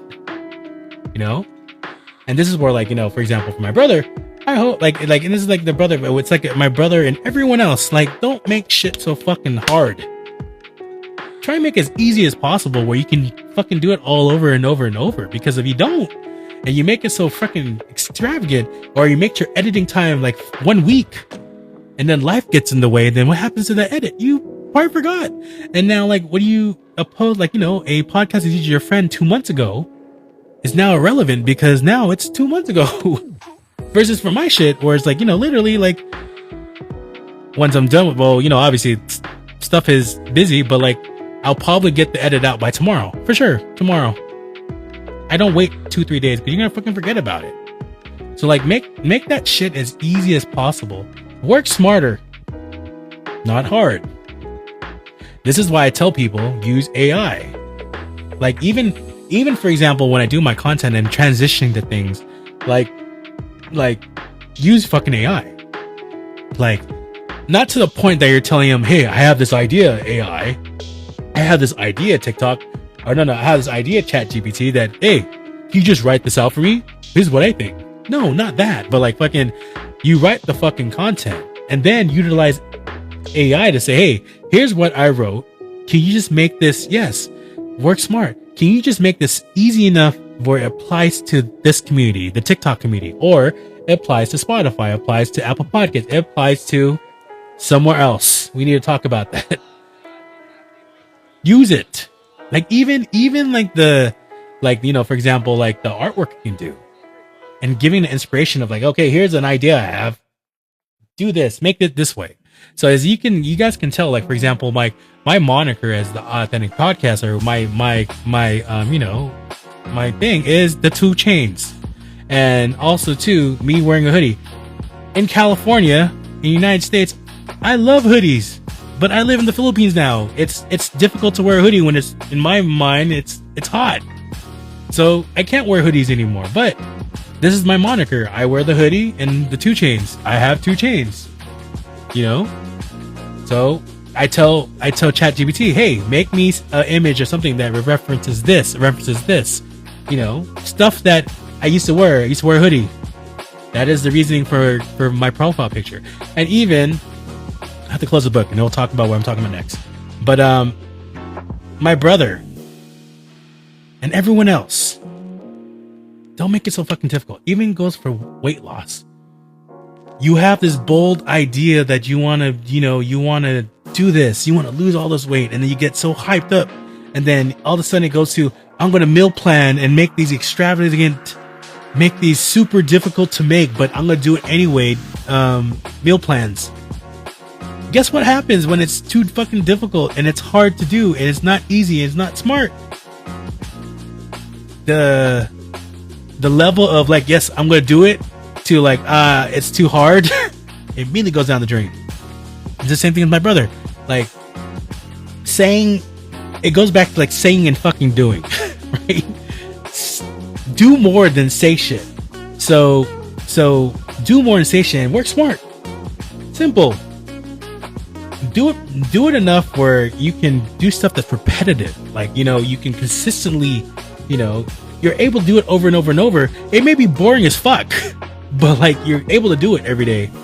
So like, make it easier. Even my podcast, like it's easy compared to other people who make it difficult. Unless you have a team, you know what I'm saying? You let you have a team to do your shit for you, then do your structured podcast and this and that. But you're never gonna be prepared for anything unless you just get yourself to do it. So like, you know, for example, for like what I always tell my brother, it's just like, oh, he wants to try and give me pointers for podcasting, and I'm just like, okay, cool, just go live. All my hand me downs of the stuff I've used through my journey in becoming content creator to a podcast is his possession. He has it. He has all my old mics, my previous setup, my F26, my first Maono mic that I have. He has basically all my equipment. What is this even making harder? Why do you make it hard for yourself? Like, even for example, like I was questioning the buy where he was like having for his podcast. He wanted to buy wireless microphones and speakers, and I'm just like, well, you already have all this shit. Why do you need it? And then, you know, what's funny is like he ended up buying it, but he's not been using it. So it's just like a waste of fucking money. So it's just like, okay, well, like, you know, be blessed that you're getting the shit that I'm not been using. Like even the F26, and like, to be honest with you, like the F26, the TNW F26 mixer, it did what it's supposed to do. My main intention of that shit was because I wanted to integrate what you're hearing right now, music, when I'm talking. And mind you, this is from Upbeat.io. This is all copyright free. I have the licensing for it now. So I can play all the fucking music from Upbeat.io and be copyright free. And it leads us to something we're leading to. I have to get to it. But just, yeah, again, work smarter, not harder. I pray, and I'm willing to help my brother in like all the stuff he wants to do. I'm willing to give him pointers of how this shit gets done. This is why, like, there's certain people, even podcasters here who have like their audience size is like 50,000 people, and they still say you want to collaborate with you because, like, you know, you have this unique voice. And like me here, yes, I may have a handful of people, have a handful billions of people watching me, but what's important, there's probably a lot of people outside of here in FYP listening to me. But most importantly, the other major platforms I'm on, Apple Podcasts, Spotify, and yes, I have gone back to YT. That's what I'm holding you all. I've gone back to YT. So today, as of today, or the past few days, Unfortunately, I couldn't revive my old channel because I lost the fucking password, and also the email address it was tied to, because um it got flagged by Gmail for some weird reason that was sketchy, I guess. So I lost that email account, and whatever was tied to the actual YT account that I had previously that has my old stuff, you can still see it as J Lobster Rolls World on YT. That actually has all my cinematics, all the stuff I talked to you before, where like, it was like it was the daily authentic. All that stuff is there. It's in YT land. But fuck, I lost the password. I lost the email address. What am I supposed to do? So what ended up happening is create a new channel. So the new channel is Joe Lobo Presents. Now there's two parts of that. So the idea of this, and why am I saying this? Let's talk about first, like, okay, why am I talking to you right now? Actually, the first episode that has copyright free music, which was the November 15th one I did, where they had the first episode that has all music from Up.io, the stuff you're listening to right now. I have actually uploaded it today. So you can now see my podcast on YT, and the channel is Joe Lobo Presents. You'll see my profile pic that I use here on TikTok, also the same that's on Spotify and Apple Podcasts. Yeah, you'll see it. Joe Lobo Presents. Now, why is it Joe Lobo Presents, not like Joe Lobo Presents the Authentic Podcast? Here's the reason, is because the plan of that page, and I've talked about this before, crossing my fingers and toes that everything works well. The equipment that I need to make this shit work is coming next week. Let's see if it works together. Right? There's ChatGPT is making it seem like it's super fucking easy to do it. So I'm just like, okay, well, let's try it. Now, the plan is this, right? The Authentic Podcast. Obviously, when we do this live, we're on TikTok, right? What we're doing right now, everybody, we're talking to each other on TikTok. We're talking live. The idea is, because with what I'm planning to do, which I'm going to utilize. Bella's here. What's up, Bella? How are you?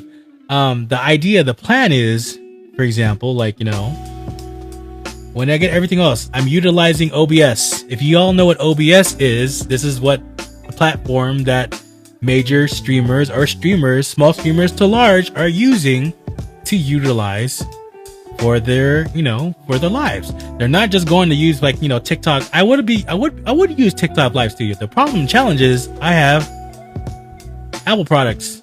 I have a Mac. So what's coming to me next week is my 2020 iMac, which has enough power and energy to do all the shit I want to do. So the plan, the idea is utilizing OBS.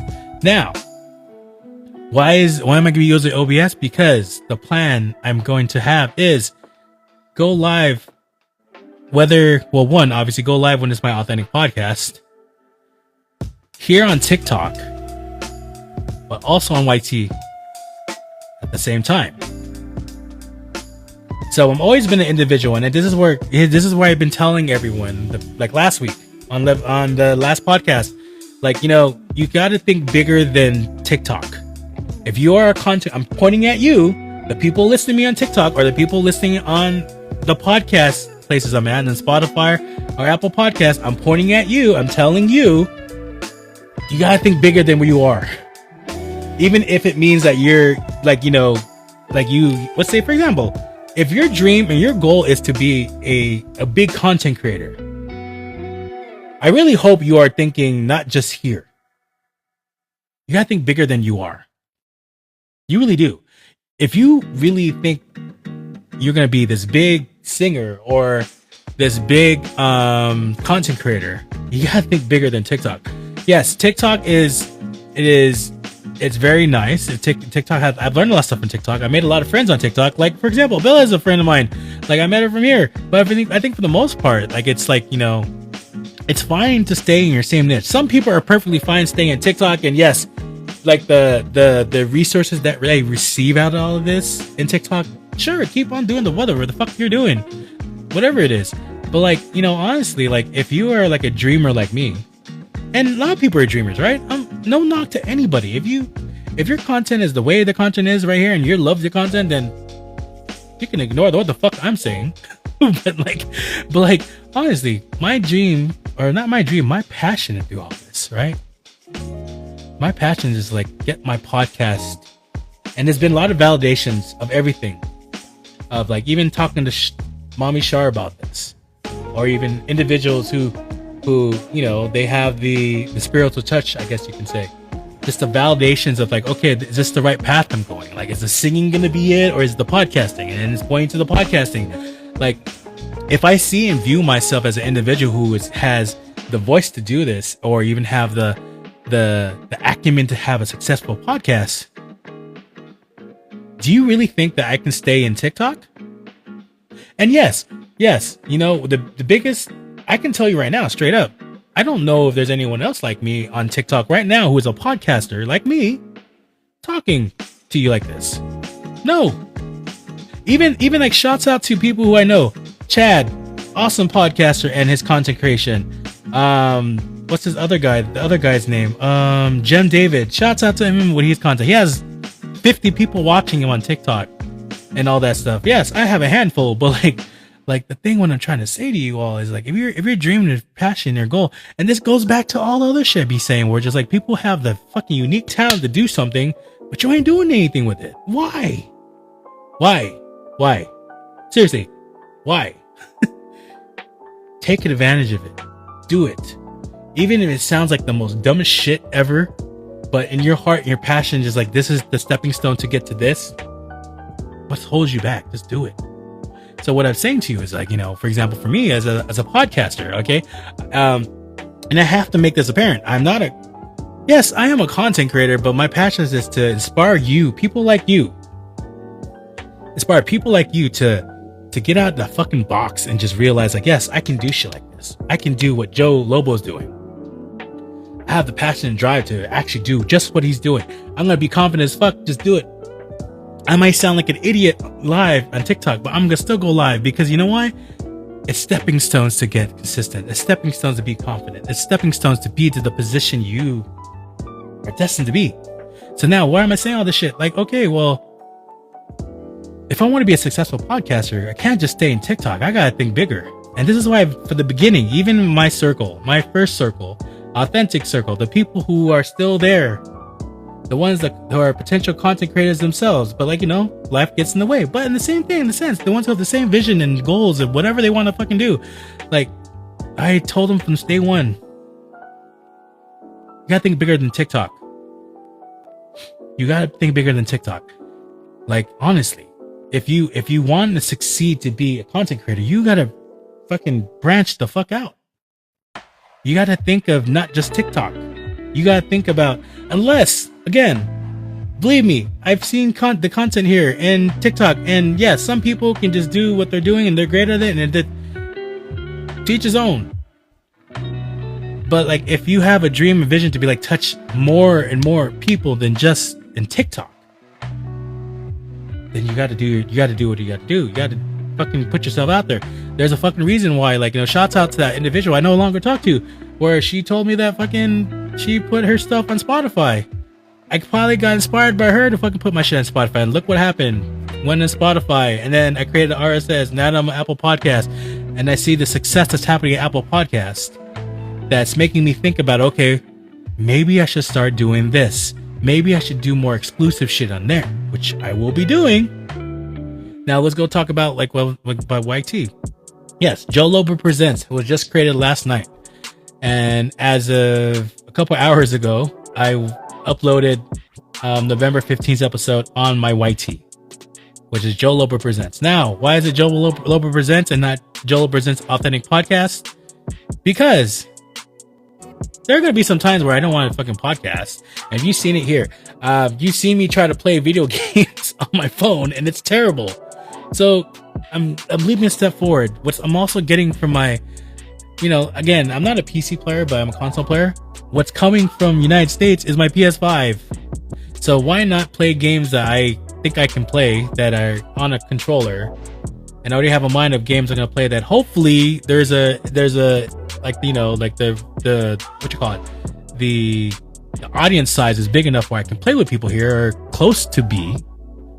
I'm gonna capture that shit and go live here on TikTok and YT.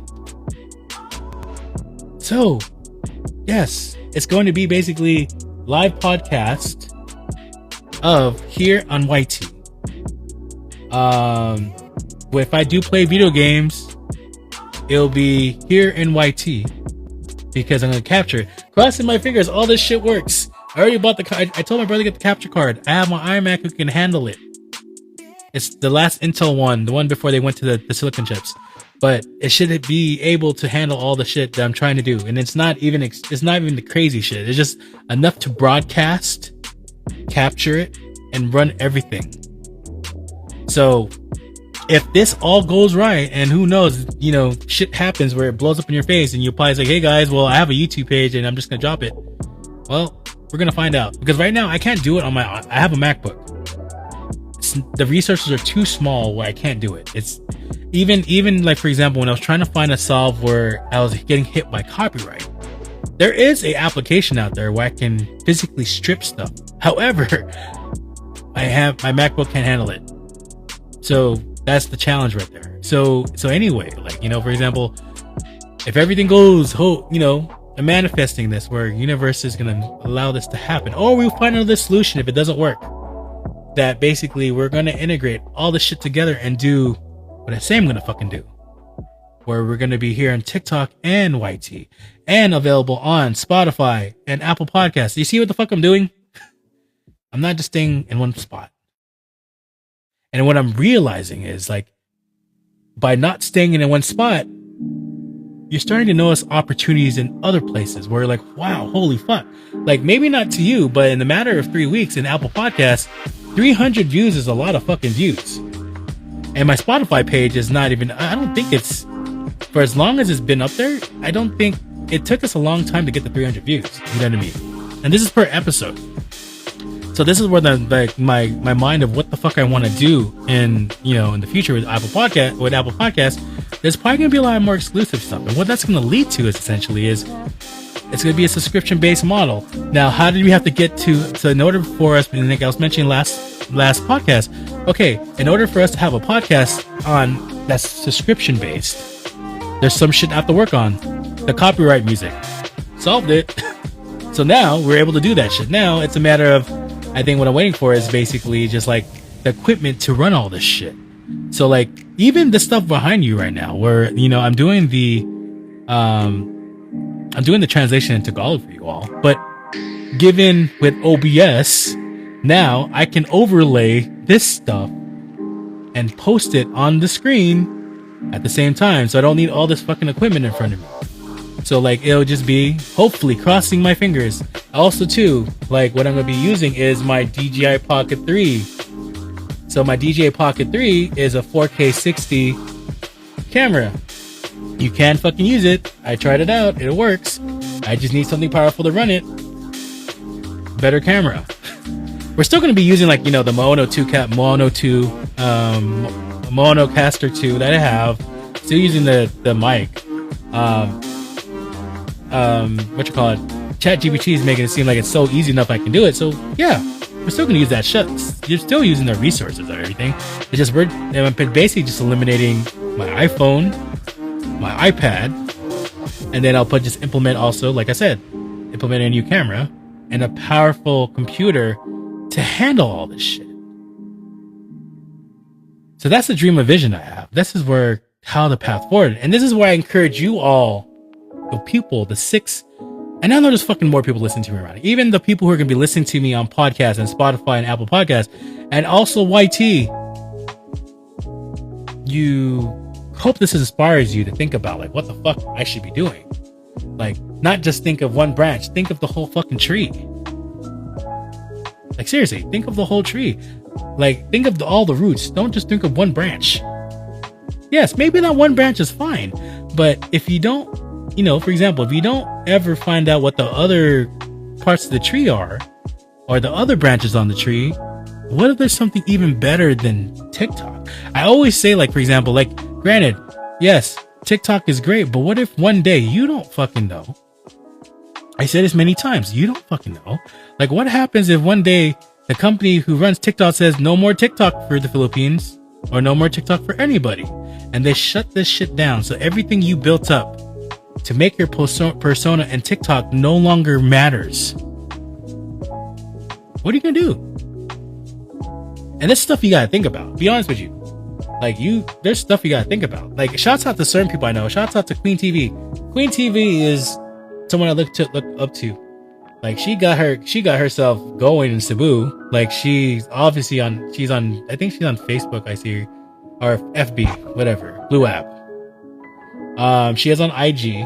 She has a YT. Hopefully she starts doing her IG stuff, her YT stuff again. But she's multifaceted, not just here on TikTok. And this is where it's just like, if you want to be successful, if you want to make this full time, if you want this to drive your passion to become something, maybe, who knows? And I believe it too. The stuff you put as in passion to what you're going to be fucking working on and what you're going to end up doing for the long run, essentially something monetary will catch up to it. It's a matter of time. It's the inevitability that doing your passion and your monetary will touch each other. So this is where just like, it's one of the things where people say, "Oh, don't put your eggs in too many baskets." Well, I'm fucking telling you, yeah, put your fucking eggs in 5 million baskets, because what if in the one basket you thought was the most lucrative one is really not it? Like, what if it meant for you to go to YT and make vlogs and do it that way? Like, what if it meant that, okay, you have this unique voice and you're a podcaster. Why not just put your stuff on other platforms like Spotify or Apple Podcasts to find out how actually good you are? And those are things you have to think about. We're just like, okay, well, if you never do it, then you're never going to find out. Hey, Batang Laguna, how are you? Hope you're doing well. You're never going to find out. Ever. So this is what I'm saying. Like, for example, for you, I challenge you. Like, it's great and all. Like, if you're a content creator and you're successful at it, but you have to think about what else can you do? How can you make this sustainable? How can you keep this going? Like, there's a lot of individuals like, yes, they do this for fun. They want to do this. It's a separation from like their real life. You know what I mean? But when does it actually come to a point where something fun becomes your real life, or something more that you're more passionate about becomes your real life? Let's be honest in here. Like, live me later, support me, Hajo. Allah. Like, when is it gonna get to a point where it's just like, like, you actually want to do shit you want to do? And this is my whole gist of everything, right? This is why I get fired up when I do my podcast sometimes, where it's just like, I'm doing this for you all. Whether you believe it or not, there are reasons why you're fucking here. Like, you are here for a reason. Maybe it's 3 a.m. Fitness live me. Allah. I don't know if I'll be awake by that time. But anyway, like, there's reasons why people are here listening to me right now. Because maybe it's because I'm giving you inspiration. Maybe you need that kick in the pants to realize that, yes, I need to do shit like that. Or it's maybe it's something that you're doing that's total left field than what I'm talking about. But it's the same sense of motivation, which is like, fucking do it already. And this has always been like, the recurring stuff on my podcast, where it goes back to the same stuff. Just do it. What's holding you back? Get into, you see that fear? Run through the fear. Why is fear going to prevent you from doing anything? Why are you listening to fear and scaring the shit out of you when you should not? If you're telling yourself, and you wake up in the morning and you say like, man, I'm tired of doing this shit. I'm tired of working this job. I'm tired of just doing stuff I don't want to do. Then maybe it's a wake-up call to you to think about, okay, well, what are you fucking gonna do about it?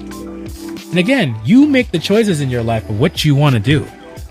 Honestly. Like, for example, you make the choices. No one's making the choice for you. It's you. So if you decide not to, like, if you're always telling me like, Joe, I want to be a podcaster like you, blah blah blah, but you're never going live, or you're making it so fucking difficult that it's impossible for you to go live, then what do you expect? Like, seriously, what do you expect?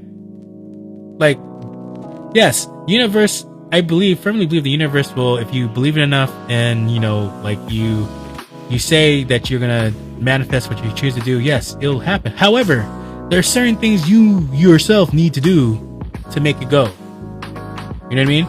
So, like, for example, like for me, the podcasting thing, like I mentioned it before, sending that email to Podcaster Network Asia. I don't even know if it's defunct or not, but I shoot my shot. I sent an email to them. I follow them on TikTok, Podcaster Network Asia. They never replied back to me. I don't know if they fucking still exist.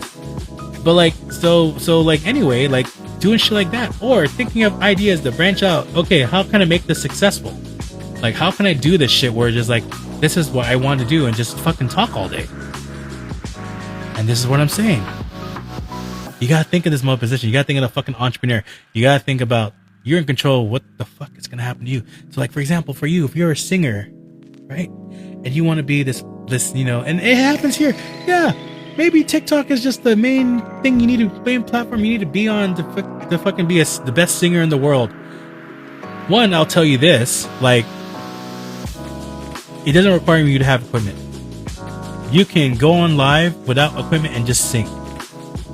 Like, the equipment I'm using right now, the lights I'm using, yes, it enhances the experience for people like you to see, like, for example, what this potentially could look at as if you're a podcaster like me, or if you're a content creator like me, like what it should look like, what it sounds like, right?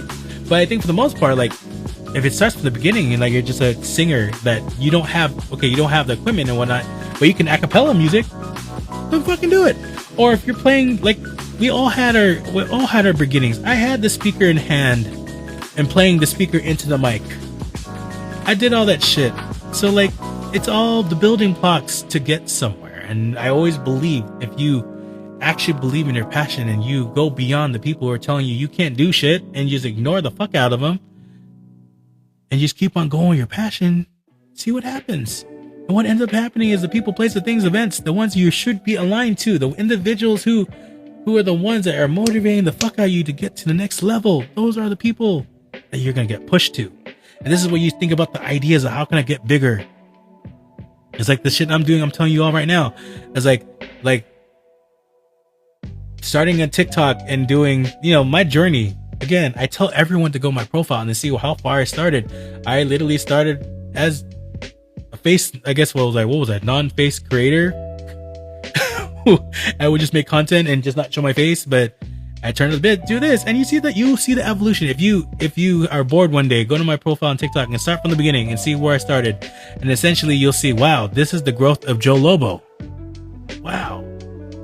I went to the many phases. I made cinematics. I went through the challenge. I had another YT page, that one I lost the password to, and I was doing all that stuff, and eventually turned from cinematics to motivational speaking series, the Daily Authentic, and talking. And then one day someone came into my live and says, bro, you need to lower this stuff you're talking about in your post to this. And that led into the journey of becoming Joe Lobo Presents the Authentic Podcast. Turned out to this.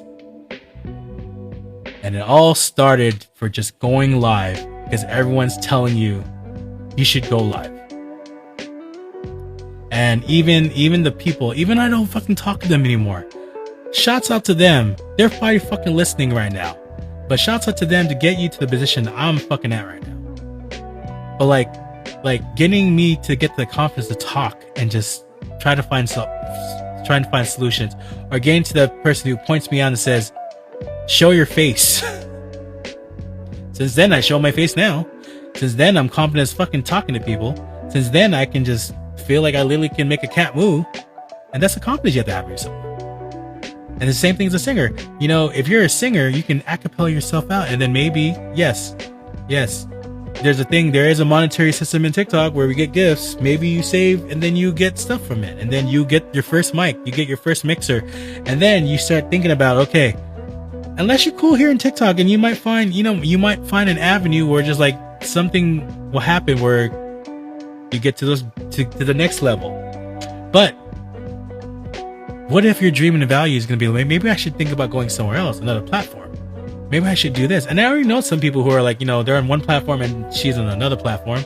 It's like, this is when you start thinking about shit. Where just like, if this is your goal, your passion, if you are spending every day of your life here in this platform, but you are, again, considering yourself a content creator, then you should think about not selling yourself short and think about, where else can I put myself? And this is why I constantly say branding. I say, what I say? Branding, selling yourself, and networking. Selling, branding, and networking. 3 most important things to be a successful content creator. You got to fucking sell the shit out of you so that people will stay with you. You have to be in a position where, like, okay, why would I want to follow Joe Lobo? Why would I want to listen to what he says? Well, fuck. That's why you got to build that shit. And it's like, I don't know, honestly too, like, a lot of people here on TikTok are so excited of Life Fest. Yeah, I'm excited too, but just like, I know that, like, at the end of the day, like, I don't know if they have enough people who can be like, I see these people, like, for example, I see these people who are top of the Life Fest, and I was like, okay, and I see what their content, and I asked questions. I think I was thinking about yesterday. I was like, and I think I was talking to my Esau girl about this, because yeah, I want her to fucking succeed and win this Life Fest, because she's in a better position than I am to win. So I help her. But like, but again, when I was looking at the top people, and there's no shot. If that's what you are, then shit. Keep on running. If it's successful, you don't have to listen to me. Just fucking keep doing what you're doing. But like, I look at the people who are in the top, and it's just like, okay, I think about, like, what do you do? And I'm trying to figure out, what do you do? And it's like, I don't see anything that shows, like, what's your content? So this is where, like, okay, to know it, then this is why I'll take a scale back to you all. It's just like, okay, what is your content? And if you are really adamant in a situation where it's just like, okay, I want to be bigger than what this is now, then you'll definitely find ways to get yourself bigger. And like I say this again, it's just like, maybe there's another platform besides TikTok that can get you even bigger. Now the question is, I'm going to ask you, are you ever going to do it? Are you ever going to find out? Are you going to be uncomfortable enough where you can say, fuck it, I'm going to see what's going to happen? And that's a challenge I give to you. If you're an aspiring content creator, or you're an aspiring podcaster, you're an aspiring singer, something in which you can go any other fucking platform. Are you happy just here? And some people, again, no shot to anyone. But if you're comfortable where you're at, and this is what you want to do, and you're fine with it, then shit, keep on doing it. If you're making tons of money from what you're doing, and there's no single thought or idea of like, fuck, okay, I don't have to go anywhere else, then shit, keep doing you. But if you literally want to be in a position like me where I say that, welcome to the world's famous billions watched. Do you think there's billions of people on TikTok? No. You have to go other places. This is where the idea comes in, where you're like, okay, I'm going to put myself in Spotify. I'm going to put myself in Apple Podcasts, because I just opened up a bigger gate to other people. And then I just reopened the gate of, to YT. That's another set of people. And this time around, I've done it better, where just like, I'm fully utilizing AI to make sure. And also too, if you didn't know this, if you have your own YT page, keywords are fucking important. I hope you're making sure you're optimizing your keywords, because how the fuck are you expecting people to find you? Like, I'm pretty sure at this point in the moment, like, even my podcast, because the one that I put up there is about 2 hours, right? So like, I'm pretty sure there's going to be a good amount that watch it. But how the fuck do you expect people to find you? So you got to think about stuff like this, right? So at the end of the day, like, I'm putting myself in many things and avenues of how this can work, but I'm also certain things I'm compiling together. Example given, TikTok and YT. There's already like successful, even small to big content creators who are doing it right now. They are on, they're on the Purple app, and then they're also streaming on YT. So why the fuck, it's possible. You just have to set your shit up. So I'm crossing my fingers. Hopefully, we'll see. We'll find out. Maybe next week I'm like, sorry guys, I can only post content. I can only post content on my YT page because, fortunately, I can't do it this way. Then we'll figure that shit out.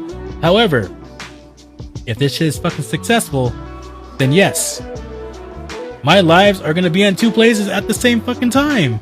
So if you're a person that you're not watching, for example, if you're a person who can't stand TikTok, then you can just watch me on YT, and you can watch me play video games on YT as well. Or for example, if you're tired of going to YT and you love TikTok, then what you'll find on TikTok is basically my live podcast or when I sing. And everything else in the middle. If you just want to hear me just podcast all day, then you probably can see it again. I think the plan is I will probably I think what naturally will happen, I'm thinking after you do a live, it gets recorded. So I think one of those events will probably just show up and we'll figure that shit out. But you know what I mean? Like me recreating your wheel again to make another post and just post it back in YT as an actual video. I'm assuming that there is. I think there is. Because I see other some of the live streamers I follow, they have their full, they have their full episode, their full broadcast that's available to view. So I'll probably be doing the same shit as well. But for the most part, I'll have that. So there's always going to be something like once a week, for example, with my new YT page, Joe Lobo Presents. That's the new YT page. Joe Lobo Presents. JOE space Lobo space presents. Obviously, it's gonna probably be a challenge to find it, but you'll eventually find it. But for the most part, when that grows, that's another channel, another breadth of people that probably haven't even touched yet. It's the same thing. It's funny I mentioned that too, because I think about one of the people I follow and I aspire to him. I love his style. It's like Joe Rogan podcast. I'm nowhere near what Joe Rogan podcast is because he has topics, and he has people he meets and all that shit. But for the most part, he's on Spotify, he's on Apple Podcasts, he's on YT. So I'm kind of doing the same cadence as him, where it's just on multi-platforms. Yes, I'm here on TikTok. And all my friends, the people I met are here on TikTok, but I'll be doing this here, be posting some content as well. But I think for the most part, also be available back in YT again, building a base there. And then I'll have other platforms, being on Apple Podcasts, doing exclusive shit there. And hopefully, I think Spotify, I want to do some exclusive, get description levels there. But I think I see for the goals you have to hit for Spotify are kind of large. I think they said get 1 million hours streamed. I don't know. It was a big number. So I don't know when we will ever get to a subscription platform for Spotify, but I really think that Apple Podcasts will probably be the faster route. Assuming, I think obviously the different stuff with Apple Podcasts is going to be we have to do stuff specific. So now, when it comes to posting the actual podcast first, more than likely, because if it's subscription based on Apple Podcasts will probably get it first. Because it's the exclusivity of the subscription program. So it'll probably go there first, and then I'll post to Apple Pod, and then I'll post to Spotify, and then there'll probably be plans, ideas. I'm working through it, or just there'll probably be exclusive podcasts, particularly for Apple Podcast, where this is going to be for the subscription level. So yeah, there's many ideas, but I think for the most part, the best and what I'm excited for, and I'm crossing my fingers all this shit works, I really am, is basically be able to use Streamlab OBS and making this shit work where I can simultaneously go live on TikTok and YT. And amazing shit. It'll be sort of professional. I don't even know. I mean, the thing that's gonna be cool about it is just being able to overlay shit. So this right here, what you see right in front of me, I can just overlay the bottom part and then put it on the screen somewhere, so it doesn't look so clumpy. But at least you'll see me and whatever content I'm doing. So even if it's the authentic podcast, it would just probably be because I think for TikTok, right? So TikTok and YT, you have to have for TikTok it has to be a vertical plane because we're vertical, right? YT it's horizontal. So So in OBS, you can do a vertical and a horizontal. And then you can custom, I think you can, what I think it is, you can custom your overlays to make it seem like, okay, it's more, it looks better. It's more appeasing, I guess you could say. So hopefully too, also, I think what I'll try to do is I'll probably max out the resolution on YT because I think, I'll try, we'll see. Because I think you can get higher resolution in YT obviously versus like here in TikTok, you're only can do 1080 60 here. So 1080p 60 frames per second. I don't even think you can get 60 frames per second, but you get 1080p. But on YT you can get 2160p. 1440p is probably the best. In the Philippines, who fucking knows? Because the Philippines will make that shit work. But I think for the most part, these should at least be 1080p. 1080p 60 to make it all shit work. So that's what I'm hoping towards. I hope, first things first, I haven't used my iMac since I left, so it's been in my storage since 2024. So there's still a lot of updating I have to do to that iMac to make sure it works consistently. I have to use, I think it's two OSs down, so I gotta make sure that shit's correct first before I can use it. Same thing as my PS5, I have to make sure it's up to the latest and greatest. I still have to get a PSN network subscription for that because I haven't used, obviously, PSN for a long time.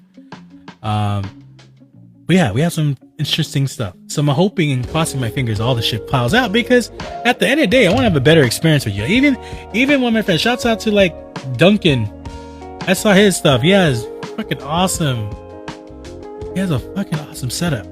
And I told him about OBS and he was saying the same shit. It's like, oh, this is just so hard.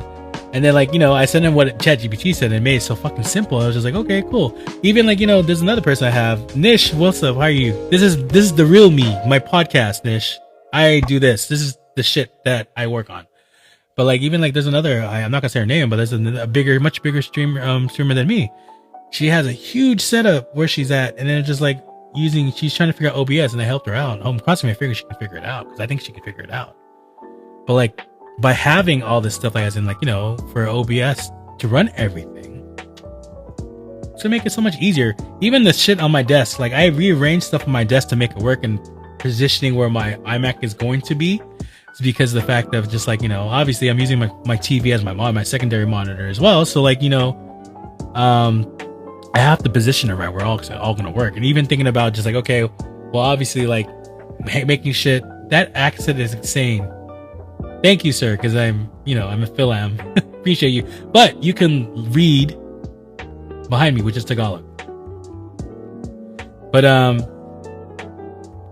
again, like, for example, the idea of like all making this shit happen. I'm excited. It's scary as well because this shit can all blow up in my face next week. And none of this works and we're just still stuck here. But hey, at least I have a YT page where I can start posting shit over there. Which, I can play all this music all day and I won't get flagged by YT because guess what? Upbeat.io enables you to whitelist your YouTube page, your YT page. Oops, I said it. Woo. So yeah, so my YT page is whitelisted, so I shouldn't have any issues of copyright. It's funny too because like when I uploaded the 11:15 version of my podcast, which was a couple days ago, I already got copyright strikes. Even though it's my first page, and you know what I ended up doing? I contested that shit because like I pay for Upbeat.io to use their music, which they say themselves, and this is where like even like the context you're supposed to put, their default content is for YT, right? So it basically just tells them like, gives them the wording that they use, like, hey, this is from Upbeat.io. Here's the web, here's the link and the licensing. Every single, I got three songs from the 11:15 podcast where it said it was a copyright. I said the same thing in every single one. I'm on Upbeat.io. I have the full list of all the stuff that shows me I can use it. What the fuck are you gonna do? And then it's funny, within 15 minutes, oh, you got approved, everything's good. so yeah. And that's one, again, going back to the music one was an important one because, like, yes, I could. Where did you post? Where did you post that podcast? There's some app that's randomly copyright shits. There's some app that, yeah. So one thing I thought about, because before I usually play music for my stuff, right? So upbeat.io, just check them out. It's a paid service. The thing is, you need to download the music in order for you to get the link and the licensing. You can't just go on their site and stream music from the site. It doesn't work like that. You need to actually have the physical license to actually do it. So I have a page of, like, now it's actually 2 pages of every single song on this playlist you're playing right now. I'm playing right now. I have the link and the licensing to use it. So anytime there comes a situation where, hey, thank you for the harmony, appreciate you. When it comes to a point where, like, for example, you know what I mean? Like, there's an issue of copyright. I show them, like, here, look, I have it. And that's what happens. Like, that's the main thing. That's the biggest concern of my shit. It's like, okay, especially when I'm leading towards an Apple podcast, where just like, I cannot play the music I'm playing previously from Spotify, even this lo-fi hip hop, because there's a risk, right? If I'm going to do subscriptions and I get caught doing copyright, what do you think it's going to do? What's going to happen to my career what's going to happen over in my career with Apple Podcasts? It's going to disappear. Welcome back, Tita. How are you? So I had to be worried about that. I had to be worried about the type of music I'm using. I had to be very sure that, okay, we're preparing ourselves for bigger shit, right? So I'm going to make sure that I don't get in trouble. Because, like, that would fucking suck if I'm doing all this work and then I get banned from the app, the avenues I'm using because of fucking music. So yeah, to answer your question again, I think if you answer the question, where is my podcast currently is on Apple Podcasts. It's on Spotify.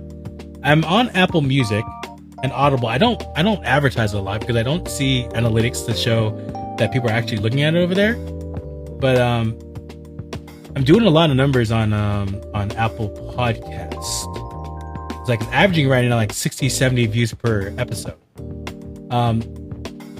Obviously with Spotify, I've been there longer. So, like, you know, for example, but the numbers aren't like that. So this is what I'm saying, Logan. I feel like the thing that's probably going to drive this further, as in for the podcast space, is probably going to be for Apple Podcasts. And this is why, like, you know, for example, like, making sure that my music is copyright free.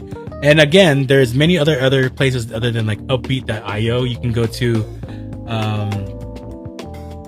there's other places. The best example is AI. I asked Chat, to be honest with you, I asked ChatGPT, where can I get copyright free music? Because I'm planning to do this. The one site I brought up, okay, I thought of it now. Endemic Sounds is one. And there's upbeat.io. However, you may have to pay a monthly fee for you to use the music in order for you to download the music, get the licensing, for you to do that. Because, like, I asked the question to you know, to ChatGPT. I was like, so what if I pay for the service and I just play music from their site? Does that work? It is, well, you gotta think about it. It's unlimited download. Think about it. If you're a podcaster like me and you need, and let's say there are some people who can podcast and don't need music, and you can just talk inside. You can talk in silence, right? Or have it in a way where maybe when you go live, you hear music, but the output, as in, you know, for example, what gets posted on YT, or you see this happen where people post their stuff in YT that they just hear your voice, but you don't hear anything else. You could do it that way and just split your voice and your music. Now, of course, the trade-off is, yes, this one, it was, okay, so I'm going to use dollars here, right? It's $10 a month. However, it's unlimited downloads. So you can download all the music from their catalog as much as you want. If you end up downloading the whole catalog, you can download the whole catalog for $10 a month. And then also too, the whitelisting that you get in for your YT accounts. So that's one thing, right? Right when I got those copyright strikes for the post for the 11:15 podcast I did, I immediately contested it, obviously, but I went back to Upbeat.io and whitelisted it. And that's probably the reason why after I whitelisted it, I immediately got, oh, your stuff's approved, you're all good.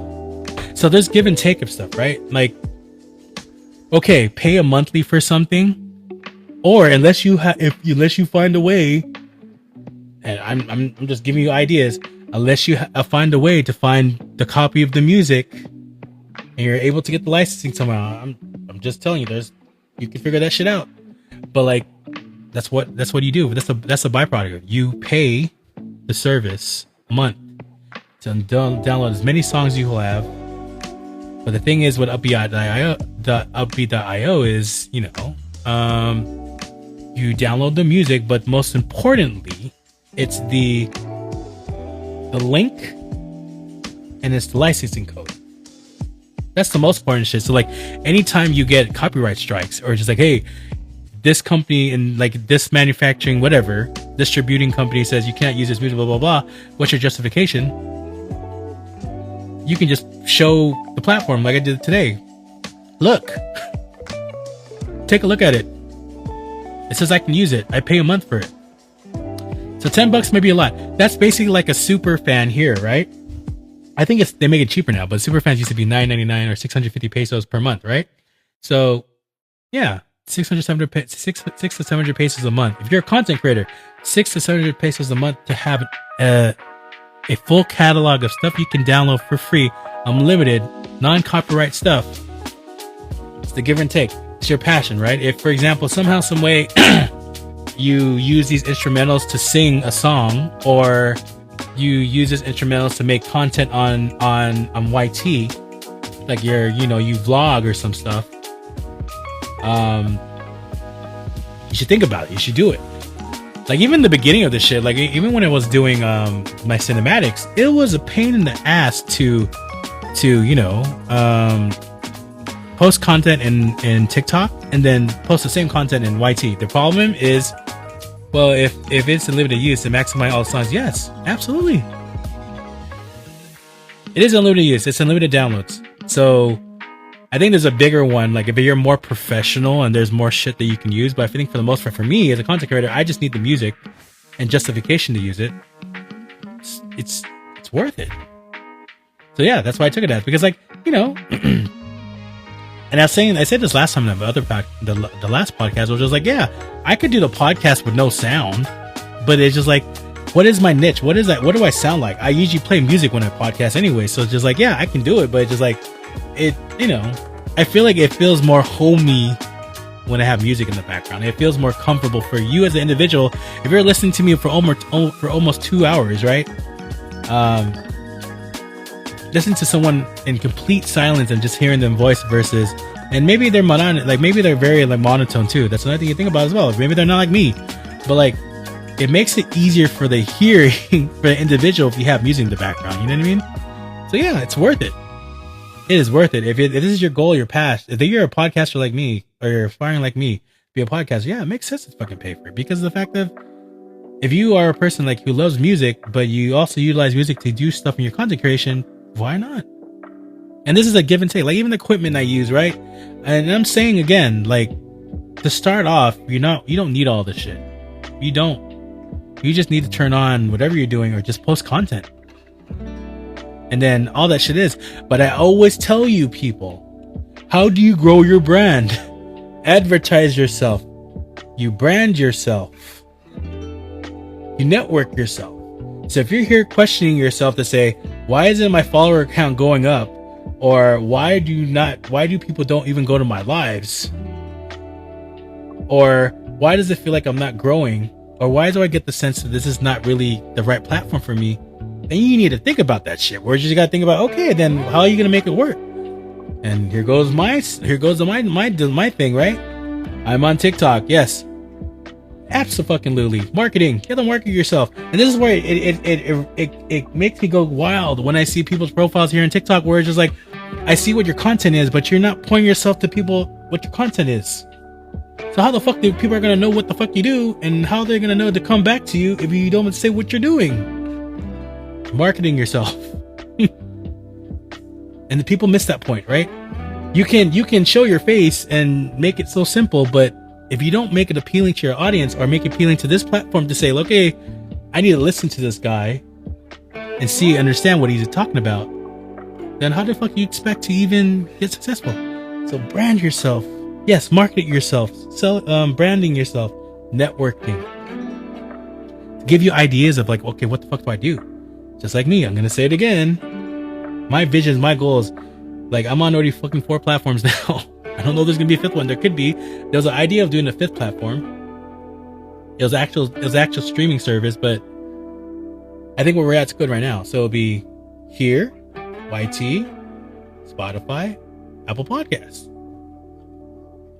And then again, I know there's tons of people who are like, man, Joe, shut the fuck up. I don't like your content. I hate your shit. But you're still listening to me. But at the end of the day, it's just like, yeah, one platform may hate all your content, but who knows? If you don't branch yourself to another platform, maybe that one platform that you're too afraid to go to, that's where all your following's at right now. Those are the individuals like, I'm really looking for someone who can think, but I haven't seen it until this one person showed up on this platform. Wow. So that's where you get that mindset you got to think about. Like, and this is why sometimes I feel like, being as a, like, I admit it, I feel like I'm a visionary in the sense where I just like, I'm giving some of you who are here right now the fucking blueprint of what do you need to do. Yeah, there's certain things, yes. There's certain things that may cost you a monthly to be, play music on a podcast so you can post it somewhere so you don't get copyright strike. However, like I said, you can not play music, or maybe find a way you separate the music from your voice so that at least you can put the content with your voice only on these platforms. And that's stuff you gotta think about, right? So yeah, that's the story. That's what I was doing. That is basically like, again, that is basically the plan of all this. I would have been talking to what I'm building to. So next week when it comes in, hopefully when my brother comes back, my brother's bringing a blind box of my shit. So like my iMac, my PS5, and there's other shit that I'm bringing, but like it's relative. The most important is the capture card.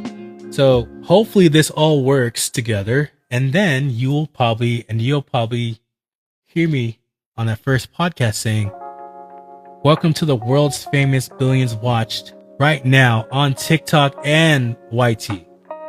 Also available on Spotify and Apple Podcasts. And believe me, if you're here right now, watch me fucking do it. And who knows, next week, if it's unsuccessful and we can't get OBS, believe me, there's gonna be another fucking solution. And I say for the people and individuals who are here for you, maybe you're the reason why the fuck you are here listening to me right now is because some way, somehow, and I always believe the universe will align people to be in a certain moment at the same time to you, to light a fire under your fucking ass to realize you yourself can do it. You yourself can do the same shit I'm doing.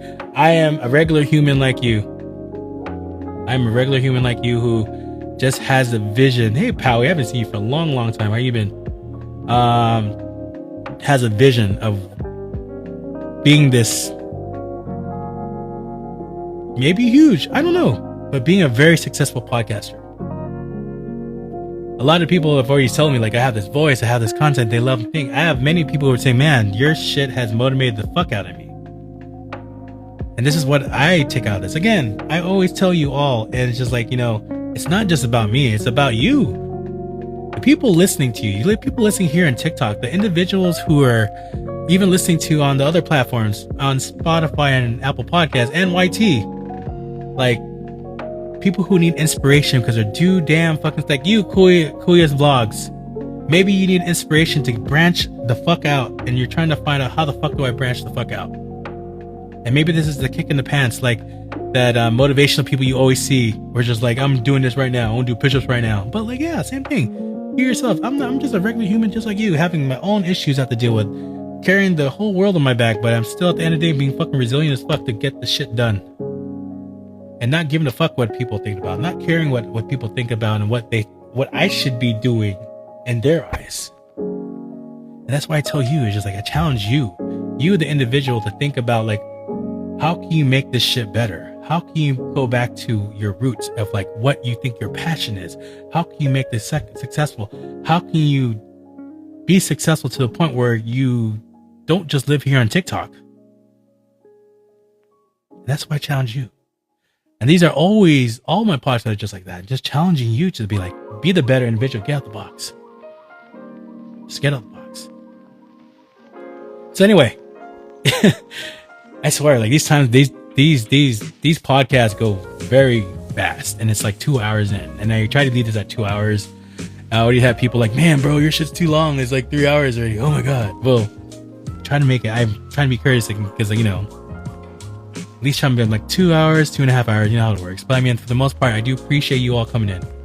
Again, you'll find me probably do a post about like the stuff I do in podcasts, and more respectively, if you want to look at all my podcasts again, I'm available now on 3 platforms, not just TikTok. I'm here on TikTok. I'll post whatever. I'm available on YT. Joe Lobo Presents. Look for Joe Lobo Presents on YT. I'm also available on Spotify and Apple Podcasts. By the way, on my TikTok profile is my Apple Podcast link. You just need to go to my Apple Podcast. No. You just need to go to my TikTok page, click or tap on the Apple Podcast link, and if you have an iPhone, it will bring you directly to Apple Podcast app, and boom, here it goes. Joe Lobo Presents the Authentic Podcast. I appreciate you giving me a follow. Appreciate you you subscribe to me. Also subscribe to me on YT. Again, it's Joe Lobo Presents. You know it's Joe Lobo Presents because you'll see it in gold letters. It says Joe Lobo Presents, and it's a faceless guy in a hoodie with 2 chains. So anyway, I hope this is the motivation that you need to get out of your box. Again, I'm only doing this for you. It's not about me, it's about you. It's about the people who are listening to this message, and you are inspiring yourself to do something wonderful stuff. And hopefully, while you're inspiring yourself and doing some big things, there's other people are going to be inspired off of you doing the same stuff. And that's been my goal through all this. It's just like inspire you to be bigger. A lot of people like misconstrue, like some people, like when they go through their passion, they always go for the money. Yeah, go for the money. But like if you go for the money and not your passion, then you think you're gonna have a longevity over this shit? Think about it. So anyway, it's been an honor and pleasure for all you who are listening to me. The tons of people, well, it's the 6-7 billion people are listening to you right now, and here in TikTok, or even the millions of people outside of and looking at FYP, even the people who are eventually going to listen to you. Thank you so much for listening to me on Spotify, Apple Podcasts, and also YT. It's an honor and pleasure again to always spit the knowledge that I have in my mind to say this is how I feel it, and maybe it inspires you. My shit may not be the perfect shit, but at least it'll inspire you to think differently. Anyway, you all have a great evening, morning, afternoon, wherever you are. Again, my name is Joe Lobo. I thank you so much for joining my podcast. It's the Authentic Podcast. Finding on multiple platforms. You'll see me if you're gonna be on TikTok tomorrow. You'll see me again tomorrow. We'll probably do some morning stuff. Well, I don't know if we can, but we'll see. But again, honor and pleasure. Again, this is the Authentic Podcast. You can find me on multiple platforms. You can find me now on YT, Joe Lobo Presents, also on Spotify and Apple Podcasts. Y'all have a great evening, afternoon, and night. You guys take care.